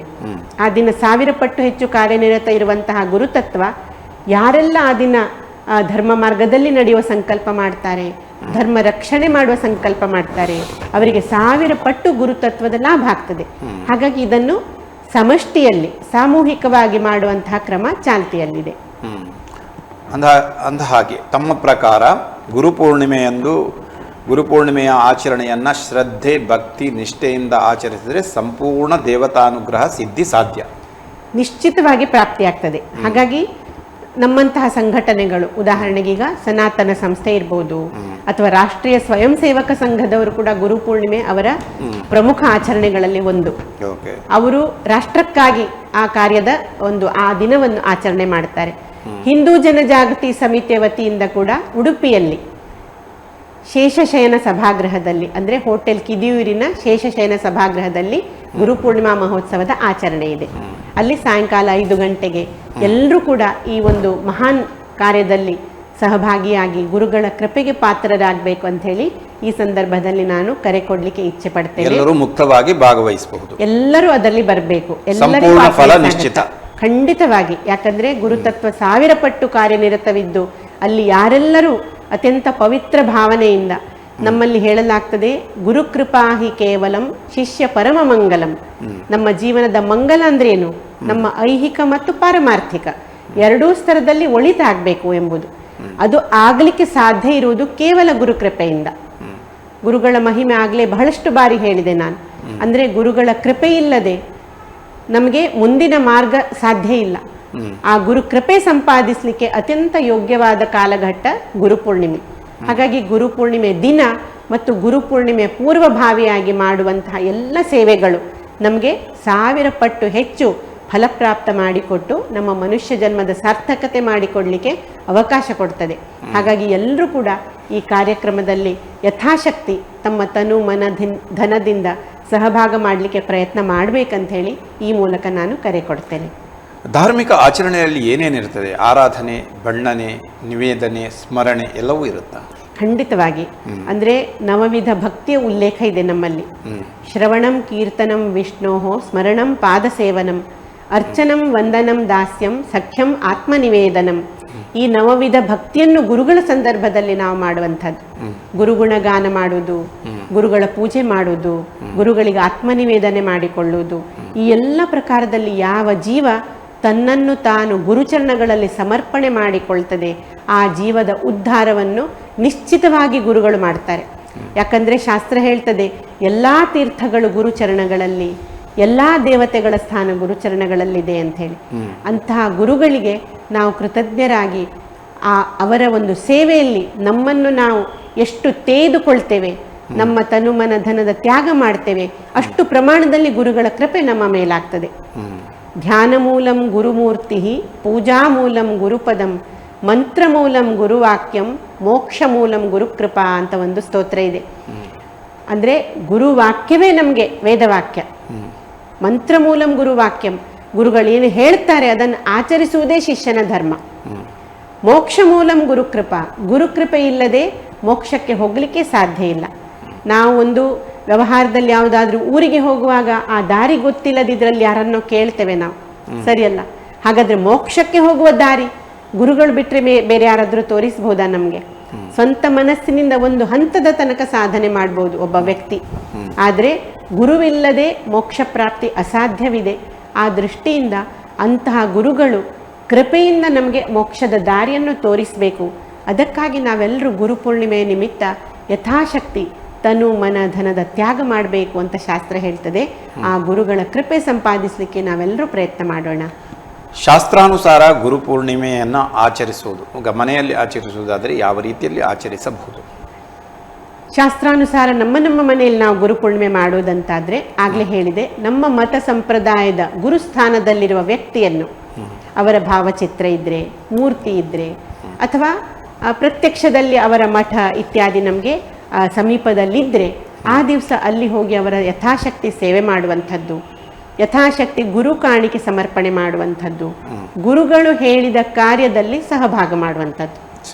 ಇದರಿಂದ ನಮಗೆ ಗುರುಗಳ ಕೃಪೆಯಾಗ್ತದೆ. ಮತ್ತು ನಾವೆಲ್ಲರೂ ಕೂಡ ಪಂಚೋಪಚಾರ ಪೂಜೆ ಇದರ ಬಗ್ಗೆ ಎಲ್ಲ ಕೇಳಿದ್ದೇವೆ. ಗಂಧ, ಪುಷ್ಪ, ಧೂಪ, ದೀಪ, ನೈವೇದ್ಯ ಈ ಎಲ್ಲವನ್ನು ಮಾಡುವ ಮೂಲಕ ಗುರುಗಳಿಗೆ ಭಾವದಿಂದ ಆರತಿಯನ್ನು ಬೆಳಗಿ ಅವರ ಕೃಪೆಗಾಗಿ ಪ್ರಾರ್ಥನೆ ಮಾಡುವಂಥದ್ದು, ಇದು ಗುರುಪೂರ್ಣಿಮೆಯ ಪ್ರಧಾನ ವಿಷಯ. ಅದರ ಜೊತೆಗೆ ಧರ್ಮ ಜಾಗೃತಿಗಾಗಿ ಸಮಾಜದಲ್ಲಿ ಸಾಮೂಹಿಕ ಗುರುಪೂರ್ಣಿಮೆ ಮಾಡುವಾಗ ನಾವುಗಳು ಅಲ್ಲಿ ಧರ್ಮ ಜಾಗೃತಿ, ಧರ್ಮ ರಕ್ಷಣೆಗೆ ಮುಂದಿನ ದಿಶೆಯನ್ನು ತೋರಿಸುವಂತಹ ವಕ್ತಾರರ ಮೂಲಕ ಮಾರ್ಗದರ್ಶನಗಳು, ಬೌದ್ಧಿಕ ಅಂತ ಹೇಳ್ತೇವೆ ನಾವು. ಅಂದರೆ ಬಂದಿರುವಂತಹ ಜನರಿಗೆ ಗುರು ಶಿಷ್ಯ ಪರಂಪರೆಯ ಮಹತ್ವ ಅಥವಾ ಗುರು ಕಾರ್ಯದಲ್ಲಿ ಸಹಭಾಗಿಯಾಗುವುದರ ಮಹತ್ವ, ವರ್ತಮಾನ ಕಾಲದಲ್ಲಿ ಮತ್ತೊಮ್ಮೆ ಈ ಗುರು ಶಿಷ್ಯ ಪರಂಪರೆ ಏನು ಮಾಡಲಿಕ್ಕಿದೆ, ಮುಂದಿನ ದಿಶೆ ಏನಿರಬೇಕು ನಮ್ಮದು, ಇದೆಲ್ಲದಕ್ಕೆ ನಮಗೆ ಈ ಕಾರ್ಯಕ್ರಮಗಳಲ್ಲಿ ಮಾರ್ಗದರ್ಶನ ಪ್ರಾಪ್ತವಾಗ್ತದೆ. ಆ ದೃಷ್ಟಿಯಿಂದ ಯಥಾಶಕ್ತಿ ನಾವೆಲ್ಲರೂ ಕೂಡ ನಮ್ಮ ಸಮೀಪದಲ್ಲಿ ಎಲ್ಲಿ ಗುರುಪೂರ್ಣಿಮಾ ಮಹೋತ್ಸವ ಆಚರಣೆ ಮಾಡ್ತಾರೆ ಅಲ್ಲಿ ಸಹಭಾಗಿಯಾಗಿ ಗುರುಗಳ ಕೃಪೆ ಸಂಪಾದಿಸಲಿಕ್ಕೆ ಪ್ರಯತ್ನ ಮಾಡೋಣ. ಸರಿ, ಸನಾತನ ಸಂಸ್ಥೆಯ ಕಾರ್ಯದ ಬಗ್ಗೆ ಇನ್ನಷ್ಟು ಸಂಕ್ಷಿಪ್ತವಾಗಿ, ಯಾಕೆಂದರೆ ಮುಂದಿನ ದಿನಗಳಲ್ಲಿ ಹಬ್ಬಗಳ ಸಾಲು, ಈ ದಿಸೆಯಲ್ಲಿ ಸನಾತನ ಸಂಸ್ಥೆ ಧರ್ಮ ರಕ್ಷಣೆಯನ್ನು ಮಾಡಿಕೊಳ್ಳಿಕ್ಕೆ ಮತ್ತು ಧರ್ಮ ಪ್ರಜ್ಞೆಯನ್ನು ಮೂಡಿಸಿಕೊಳ್ಳೋದು, ಧಾರ್ಮಿಕತೆಯನ್ನು ಮೆರೆಸುವುದು, ಇದರ ಬಗ್ಗೆ ಏನೇನು ಕಾರ್ಯಕ್ರಮಗಳನ್ನು ಹಮ್ಮಿಕೊಂಡಿದೆ? ಸಚ್ಚಿದಾನಂದ ಪರಬ್ರಹ್ಮ ಡಾಕ್ಟರ್ ಜಯಂತ್ ಆಠವಲಿಯವರು 26 ವರ್ಷಗಳ ಹಿಂದೆ ಸನಾತನ ಸಂಸ್ಥೆಯನ್ನು ಹುಟ್ಟುಹಾಕಿದರು. ಇದರ ಮುಖ್ಯ ಉದ್ದೇಶ ಸಮಾಜದಲ್ಲಿ ಜಿಜ್ಞಾಸುಗಳಿಗೆ ಅಧ್ಯಾತ್ಮವನ್ನು ವೈಜ್ಞಾನಿಕ ಪರಿಭಾಷೆಯಲ್ಲಿ ಕಲಿಸುವಂಥದ್ದು. ಅಂದರೆ ಭಗವತ್ ಪ್ರಾಪ್ತಿ ಮಾಡಿಕೊಳ್ಳುವ ಧ್ಯೇಯ ಇಟ್ಟುಕೊಂಡವರಿಗೆ ಅಧ್ಯಾತ್ಮಶಾಸ್ತ್ರದ ಯೋಗ್ಯ ಮಾರ್ಗದರ್ಶನ ನೀಡುವ ಉದ್ದೇಶದಿಂದ ಸನಾತನ ಸಂಸ್ಥೆ ಸ್ಥಾಪನೆ ಆಯಿತು. ಇವತ್ತು ಸನಾತನ ಸಂಸ್ಥೆ ವ್ಯಾಪಕವಾಗಿ ಕೇವಲ ಭಾರತದಲ್ಲಿ ಮಾತ್ರವಲ್ಲ, ಇಡೀ ವಿಶ್ವದಲ್ಲಿ ತನ್ನ ಕಾರ್ಯವನ್ನು ವಿಸ್ತರಿಸಿಕೊಂಡಿದೆ. ನಮ್ಮ ಕಾರ್ಯ ನಾವು ಅಲ್ಲಲ್ಲಿ ಸತ್ಸಂಗಗಳನ್ನು ನಡೆಸುವ ಮೂಲಕ, ಧರ್ಮ ಶಿಕ್ಷಣ ವರ್ಗಗಳು, ಮಕ್ಕಳಿಗೆ ಬಾಲ ಸಂಸ್ಕಾರ ವರ್ಗಗಳು, ಶಾಲಾ ಕಾಲೇಜುಗಳಲ್ಲಿ ಅಧ್ಯಾತ್ಮದ ಬಗ್ಗೆ, ಹಿಂದೂ ಧರ್ಮದ ಪ್ರತಿಯೊಂದು ಆಚರಣೆಯ ಬಗ್ಗೆ ಪ್ರವಚನಗಳನ್ನು ಆಯೋಜಿಸುವ ಮೂಲಕ ಧರ್ಮ ಪ್ರಸಾರದ ಕಾರ್ಯವನ್ನು ವ್ಯಾಪಕವಾಗಿ ಮಾಡ್ತೇವೆ. ಅದರ ಜೊತೆಗೆ ಸನಾತನ ಸಂಸ್ಥೆಯ ನಿಯತಕಾಲಿಕೆಗಳು ಕನ್ನಡ, ಆಂಗ್ಲ, ಹಿಂದಿ, ಮರಾಠಿ ಮತ್ತು ಗುಜರಾತಿ ಭಾಷೆಯಲ್ಲಿ ಸನಾತನ ಪ್ರಭಾತ ಎಂಬ ಪತ್ರಿಕೆಯ ಮೂಲಕ ಧರ್ಮ ಪ್ರಸಾರ ಕಾರ್ಯವನ್ನು ನಾವು ಮಾಡ್ತೇವೆ. ಅದೇ ರೀತಿ sanatan.org ಎಂಬ ಒಂದು ವೆಬ್ಸೈಟ್, ಜಾಲತಾಣದ ಮೂಲಕ ಇವತ್ತು ಹಿಂದೂ ಧರ್ಮಕ್ಕೆ ಸಂಬಂಧಪಟ್ಟಂತಹ ಅಧ್ಯಾತ್ಮಶಾಸ್ತ್ರಕ್ಕೆ ಸಂಬಂಧಿಸಿದ ಎಲ್ಲ ವಿಚಾರಗಳು ಅದರಲ್ಲಿ ಇಡೀ ವಿಶ್ವದಾದ್ಯಂತ ಪಸರಿಸಲಿಕ್ಕೆ ಈ ಜಾಲತಾಣಗಳು ನಮಗೆ ಸಹಾಯ ಮಾಡ್ತಾ ಇದೆ. ಅದರ ಜೊತೆಗೆ 365ಕ್ಕಿಂತ ಹೆಚ್ಚು ಗ್ರಂಥಗಳ ಪ್ರಕಾಶನ ಸನಾತನ ಸಂಸ್ಥೆ ವತಿಯಿಂದ ಮಾಡಿದ್ದೇವೆ. ಅದರಲ್ಲಿ ನಾವು ಅಧ್ಯಾತ್ಮ, ಹಿಂದೂಗಳ ಹಬ್ಬ ಉತ್ಸವಗಳು ಅಥವಾ ಪ್ರತಿಯೊಂದು ಅಂದರೆ ಸಾತ್ವಿಕ ಉಡುಪು, ಸಾತ್ವಿಕ ಆಹಾರ, ಬಿಂದು ಒತ್ತಡ ಉಪಾಯ, ಆಯುರ್ವೇದಕ್ಕೆ ಸಂಬಂಧಪಟ್ಟ ಗ್ರಂಥಗಳು, ಮುಂದೆ ಬರುವ ಆಪತ್ಕಾಲದಲ್ಲಿ ನಾವು ಯಾವ ರೀತಿಯಲ್ಲಿ ನಮ್ಮ ರಕ್ಷಣೆ ಮಾಡಿಕೊಳ್ಬೋದು, ಅದಕ್ಕೆ ಬೇಕಾಗಿ ಮನೆಯಲ್ಲಿ ನಾವು ಏನೆಲ್ಲ ತಯಾರಿಗಳನ್ನು ಮಾಡಿಕೊಳ್ಬೇಕು, ಮಕ್ಕಳಿಗೆ ಯೋಗ್ಯವಾದ ಶಿಕ್ಷಣ ಅಂದರೆ ಬಾಲ ಸಂಸ್ಕಾರದ ನಿಮಿತ್ತ ಅವರಲ್ಲಿರುವಂತಹ ಗುಣಗಳನ್ನು ಹೇಗೆ ವೃದ್ಧಿ ಮಾಡುವುದು, ವಿದ್ಯಾಭ್ಯಾಸದಲ್ಲಿ ಏಕಾಗ್ರತೆ ಬರಲಿಕ್ಕೆ ಏನು ಪ್ರಯತ್ನ ಮಾಡಬೇಕು ಇತ್ಯಾದಿ ಹಿಂದೂ ಧರ್ಮ ಮತ್ತು ಸಮಾಜಕ್ಕೆ ಸಹಾಯವಾಗುವಂತಹ ಪ್ರತಿಯೊಂದು ಕ್ಷೇತ್ರದಲ್ಲಿ ಏನೇನು ಮಾರ್ಗದರ್ಶನದ ಅವಶ್ಯಕತೆ ಇದೆ ಅದಕ್ಕೆ ಬೇಕಾಗಿ ಎಲ್ಲ ಪ್ರಕಾರದ ಗ್ರಂಥರಾಶಿ, ಗ್ರಂಥ ಸಂಪತ್ತು, 365ಕ್ಕಿಂತ ಹೆಚ್ಚು ಗ್ರಂಥಗಳು 13 ಭಾಷೆಯಲ್ಲಿ ಪ್ರಕಾಶಿತಗೊಳಿಸಿದೆ ಮತ್ತು 1 ಕೋಟಿಗಿಂತ ಹೆಚ್ಚು ಪ್ರತಿಗಳು ಇವತ್ತು ಸಮಾಜದಲ್ಲಿ ವಿತರಣೆಯಾಗಿದೆ. ಅಂದರೆ ಈ ಮೂಲಕ ಸಮಾಜದಲ್ಲಿ ವ್ಯಾಪಕವಾಗಿ ಹಿಂದೂ ಧರ್ಮದ ಪ್ರಸಾರ ಮತ್ತು ಅಧ್ಯಾತ್ಮದ ಪ್ರಸಾರ ಕಾರ್ಯವನ್ನು ಸನಾತನ ಸಂಸ್ಥೆ ಮಾಡ್ತಾ ಇದೆ. ಅದೇ ರೀತಿ ನಾವು ಪ್ರತಿಯೊಂದು ಹಬ್ಬ ಉತ್ಸವಗಳು ಬರುವಾಗ ಅದನ್ನು ಶಾಸ್ತ್ರೋಕ್ತವಾಗಿ ಹೇಗೆ ಆಚರಣೆ ಮಾಡಬೇಕು ಇದರ ಬಗ್ಗೆ ಸಮಾಜಕ್ಕೆ ಪ್ರಬೋಧನೆ ನೀಡುವಂತಹ ಕಾರ್ಯಕ್ರಮಗಳನ್ನು ತಮ್ಮಂತಹ ಈ ಚಾನೆಲ್ಗಳ ಮೂಲಕ ಲಕ್ಷಾಂತರ ಜನರಿಗೆ ತಲುಪಿಸುವ ಪ್ರಯತ್ನಗಳನ್ನು ಮಾಡ್ತೇವೆ. ಅಂದರೆ ಉದಾಹರಣೆಗೆ ಈಗ ನಮಗೆ ಯುಗಾದಿ ಸಮೀಪ ಬರ್ತದೆ, ಆದರೆ ಇವತ್ತು ಹಿಂದೂ ಧರ್ಮದಲ್ಲಿ ಹೆಚ್ಚಿನವರಿಗೆ ಹೊಸ ವರ್ಷ ನಾವೆಲ್ಲರೂ ಕೂಡ ಜನವರಿ 1 ಅಂತ ಆಚರಣೆ ಮಾಡ್ತೇವೆ. ಯುಗಾದಿಯ ದಿವಸ ಹೊಸ ವರ್ಷವನ್ನು ಯಾಕೆ ಆಚರಿಸಬೇಕು, ಹೇಗೆ ಆಚರಿಸಬೇಕು ಅದರ ಬಗ್ಗೆ ಶಾಸ್ತ್ರೋಕ್ತ ಮಾಹಿತಿ ಇಲ್ಲ. ಪಾಶ್ಚಾತ್ಯ ಶಿಕ್ಷಣದ ಅಂಧಾನುಕರಣೆ ಮಾಡಿ ಇವತ್ತು ಮಕ್ಕಳ ಹುಟ್ಟುಹಬ್ಬವನ್ನು ನಾವು ಅವರ ದಿನ ಅಂದರೆ ಡೇಟ್ ಆಫ್ ಬರ್ತ್ ದಿನ, ಹುಟ್ಟಿದ ದಿನದಂದು ನಾವು ಕೇಕ್ ಕತ್ತರಿಸಿ ಆಚರಣೆ ಮಾಡ್ತೇವೆ. ಆದರೆ ವಾಸ್ತವದಲ್ಲಿ ಅದನ್ನು ತಿಥಿಗನುಸಾರ ನಮ್ಮ ಪದ್ಧತಿ ಅಂದರೆ ಆರತಿ ಬೆಳಗ್ಗೆ ಮಾಡಬೇಕು. ಇಂತಹ ಹಿಂದೂ ಧರ್ಮದ ಆಚರಣೆಗಳು ಇದನ್ನು ಮಾಡೋದ್ರಿಂದ ಮನುಷ್ಯನ ಕಲ್ಯಾಣ ಹೇಗೆ ಆಗ್ತದೆ, ನಮ್ಮ ಹಿಂದೂ ಧರ್ಮದ ಆಚರಣೆಗಳ ಹಿಂದೆ ಎಷ್ಟು ವೈಜ್ಞಾನಿಕ ಕಾರಣಗಳಿದ್ದಾವೆ, ಎಲ್ಲ ರೀತಿಯಲ್ಲಿ ಮನುಷ್ಯನಿಗೆ ಹೇಗಿದು ಒಳ್ಳೆಯದು ಮಾಡ್ತದೆ, ಈ ಎಲ್ಲ ವಿಚಾರಗಳನ್ನು ಸನಾತನ ಸಂಸ್ಥೆ ಸಾಧಕರ ಮಾಧ್ಯಮದಿಂದ ಸಮಾಜಕ್ಕೆ ತಲುಪಿಸುವ ಕಾರ್ಯ ಮಾಡ್ತಾ ಇದೆ. ಇದರಿಂದ ವ್ಯಾಪಕವಾಗಿ ಇವತ್ತು ಸಮಾಜದಲ್ಲಿ ಧರ್ಮ ಜಾಗೃತಿ ಆಗ್ತಾ ಇದೆ, ಪರಿವರ್ತನೆ ಆಗ್ತಾ ಇದೆ, ಸಕಾರಾತ್ಮಕ ಬೆಳವಣಿಗೆಗಳಾಗ್ತಾ ಇರುವುದನ್ನು ನಾವು ನೋಡ್ತಾ ಇದ್ದೇವೆ.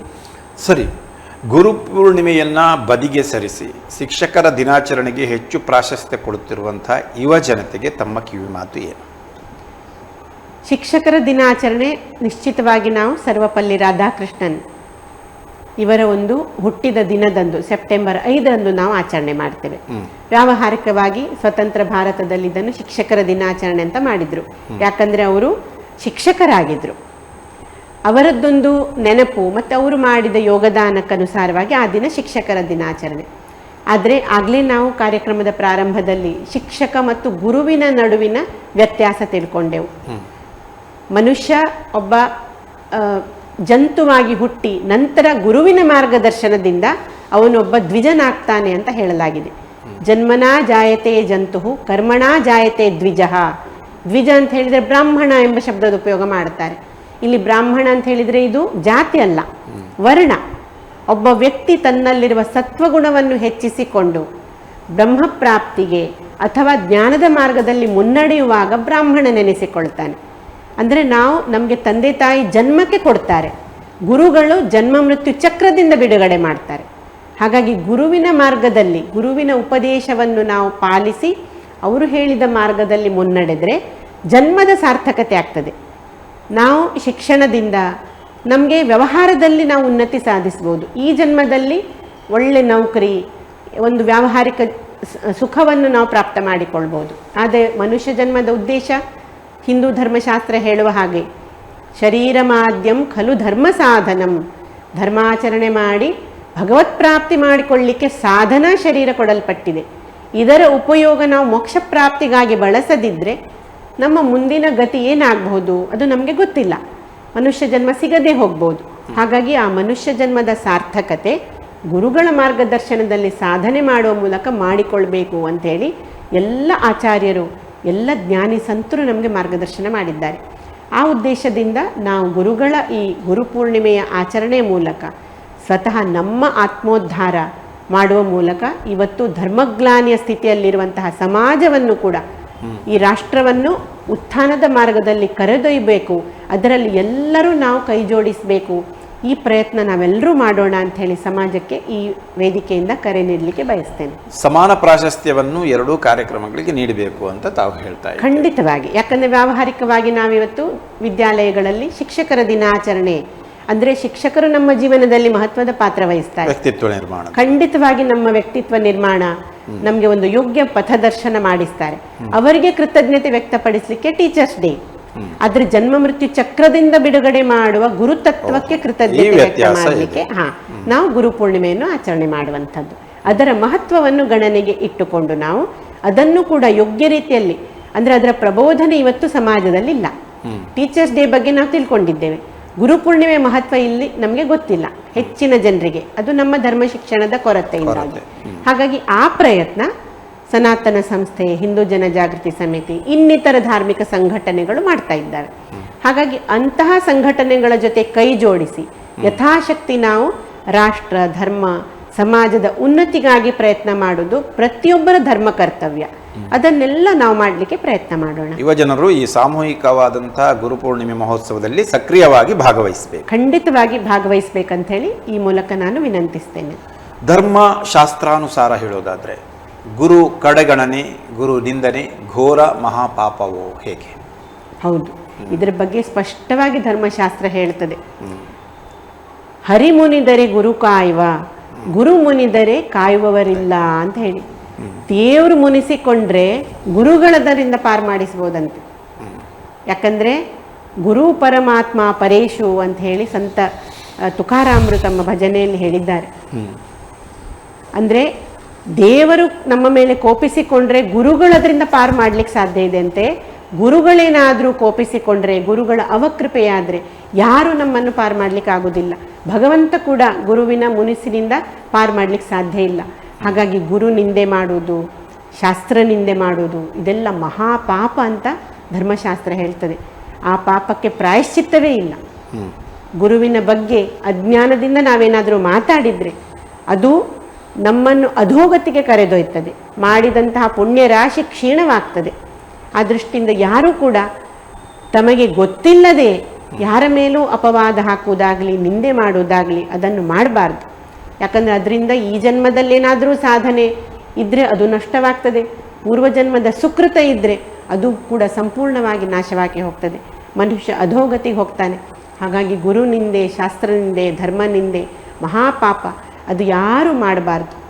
ಯಥಾಶಕ್ತಿ ಗುರು ಕಾರ್ಯದಲ್ಲಿ ಸಹಭಾಗ ಮಾಡೋಣ. ನಮಗೆ ಸಹಭಾಗ ಮಾಡಲಿಕ್ಕಾಗದಿದ್ದರೆ ಸುಮ್ಮನೆ ಇರುವ. ಆದರೆ ಯಾರೋ ಏನಾದರೂ ಧರ್ಮ ಕಾರ್ಯ ಮಾಡ್ತಾರೆ, ಒಳ್ಳೆ ಕಾರ್ಯ ಮಾಡ್ತಾರೆ, ಅವರ ನಿಂದೆ ಮಾಡೋದ್ರಿಂದ ಮಹಾಪಾಪ ತಗಲ್ತದೆ ಅಂಥೇಳಿ ಕರ್ಮಫಲ ನ್ಯಾಯದಲ್ಲಿ ಹೇಳಲಾಗಿದೆ. ಇದೆಲ್ಲವನ್ನು ತಿಳ್ಕೊಂಡು ಯಾವತ್ತೂ ಕೂಡ ನಾವು ಗುರು ನಿಂದೆ ಮಾಡಲಿಕ್ಕೆ ಅಥವಾ ಶಾಸ್ತ್ರ ನಿಂದೆ ಮಾಡಲಿಕ್ಕೆ ಹೋಗಬಾರ್ದು.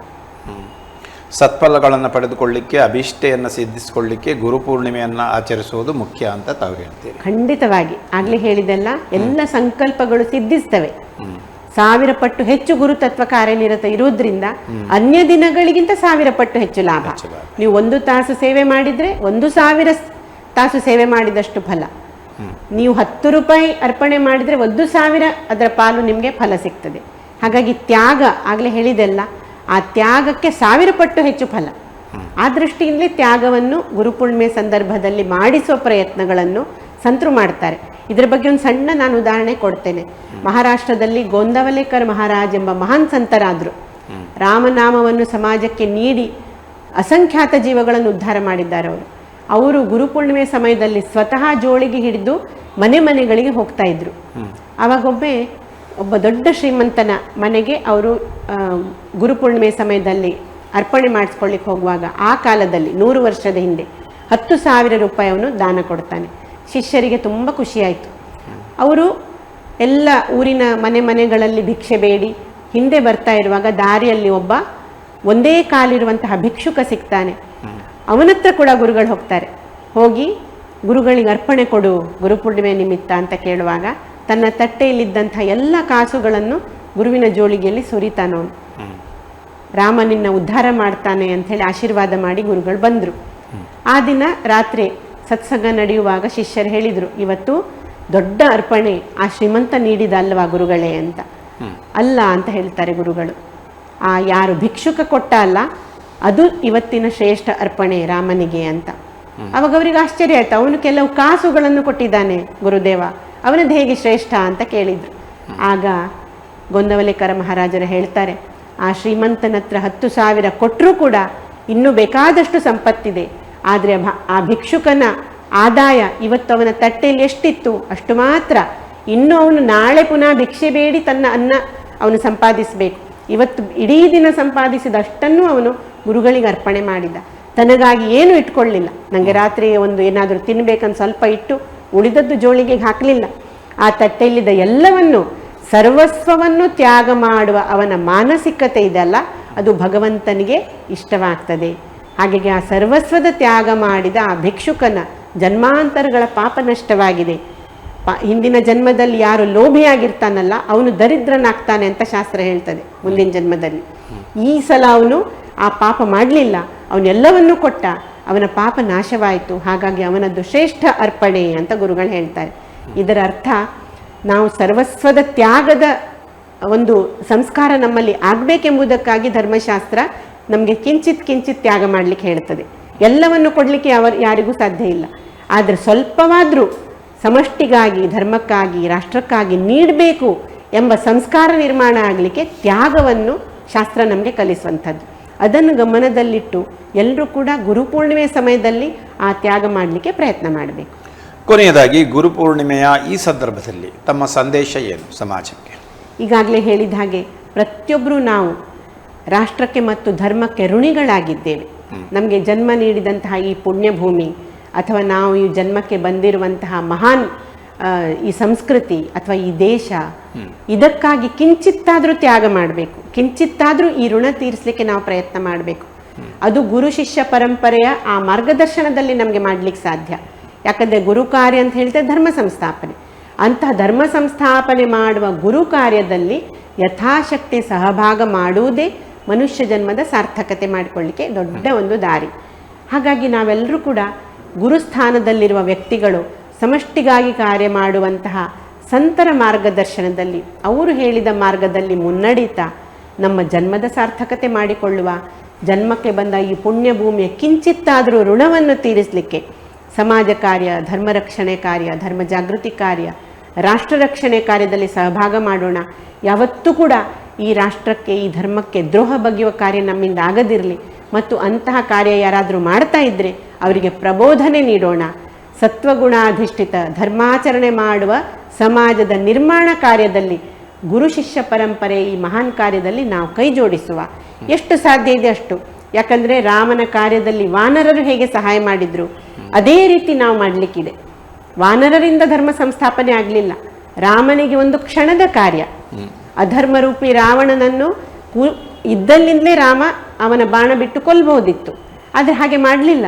ಅವನು ಸಮುದ್ರಕ್ಕೆ ಸೇತುವೆ ಕಟ್ತಾನೆ, ಆ ವಾನರರನ್ನು ಕರ್ಕೊಂಡು ಹೋಗಿ ಅಲ್ಲಿ ಯುದ್ಧ ಮಾಡ್ತಾನೆ. ಯಾಕಂದರೆ ವಾನರರ ಉದ್ಧಾರ ಮಾಡಲಿಕ್ಕಿತ್ತು ರಾಮನಿಗೆ. ಅದೇ ಕಾರ್ಯ ನಮಗೆ ಮಾಡಲಿಕ್ಕಿದೆ. ನಾವೆಲ್ಲರೂ ಕೂಡ ಅಧರ್ಮರೂಪಿ ರಾವಣನ ಸಂಹಾರ ಮಾಡುವಂತಹ ರಾಮರೂಪಿ ಗುರುವಿನ ಕಾರ್ಯದಲ್ಲಿ ಸಹಭಾಗಿಯಾಗಿ ಗುರುಗಳ ಕೃಪೆಗೆ ಪಾತ್ರರಾಗಲಿಕ್ಕೆ ಪ್ರಯತ್ನ ಮಾಡುವ. ಮತ್ತೊಮ್ಮೆ ಆ ದಿವ್ಯ ಭವ್ಯ ಧರ್ಮ ಸಂಸ್ಥಾಪನೆಯ ಒಂದು ದಿನಗಳನ್ನು ಕಾಣುವ ಸೌಭಾಗ್ಯ ನಮಗೆ ಗುರುಗಳು ನೀಡಲಿ ಅಂತ ಹೇಳಿ ಈ ಸಂದರ್ಭದಲ್ಲಿ ಗುರುಚರಣದಲ್ಲಿ ಪ್ರಾರ್ಥಿಸ್ತೇನೆ. ಶಿಷ್ಯರಿಗೆ, ಗುರು ವೃಂದದವರಿಗೆ ಯಾವ ರೀತಿಯಲ್ಲಿ ಕರೆಯೋಲೆಯನ್ನು ಕೊಡ್ತೀರಾ? ಜುಲೈ 29ರ ಕಾರ್ಯಕ್ರಮದ ಬಗ್ಗೆ ಎಷ್ಟು ಗಂಟೆಯಿಂದ ಎಷ್ಟು ಗಂಟೆಯವರೆಗೆ ಏನೇನು ಕಾರ್ಯಕ್ರಮಗಳು ಅನ್ನೋದ್ರ ಬಗ್ಗೆ? ಇಲ್ಲಿ ಉಡುಪಿಯಲ್ಲಿ ನಡೆಯುವಂತಹ ಕಾರ್ಯದಲ್ಲಿ ಅಂದರೆ ಹಿಂದೂ ಜನಜಾಗೃತಿ ಸಮಿತಿಯ ಒಂದು ಗುರುಪೂರ್ಣಿಮಾ ಮಹೋತ್ಸವಕ್ಕೆ ಸಮಾಜದ ಪ್ರತಿಯೊಬ್ಬರು ಕೂಡ ಬಂದು ಆ ಕಾರ್ಯಕ್ರಮದ ಚೈತನ್ಯವನ್ನು ಪಡಿಬೇಕಂತ ಹೇಳಿ ವಿನಂತಿ ಮಾಡ್ತೇನೆ.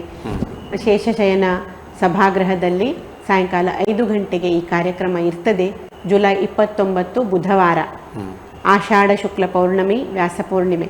ತಾವೆಲ್ಲರೂ ಅದರಲ್ಲಿ ಬಂದು ಅಲ್ಲಿ ಆ ಗುರುವಿನ ತತ್ವದ ಲಾಭವನ್ನು ಪಡೆಯುವ, ಅದರ ಜೊತೆಗೆ ನಮ್ಮ ಸನಾತನ ಸಂಸ್ಥೆ ಅಥವಾ ಹಿಂದೂ ಜನಜಾಗೃತಿ ಸಮಿತಿಯಂತಹ ಸಂಘಟನೆಗಳ ಕಾರ್ಯದಲ್ಲಿ ಕೈ ಜೋಡಿಸುವ ಮೂಲಕ, ಆ ಕಾರ್ಯಕ್ಕೆ ಸಹಕಾರ ನೀಡುವ ಮೂಲಕ ನಾವೆಲ್ಲರೂ ಗುರುಗಳ ಕೃಪೆಗೆ ಪಾತ್ರರಾಗಲಿಕ್ಕೆ ಪ್ರಯತ್ನ ಮಾಡುವ.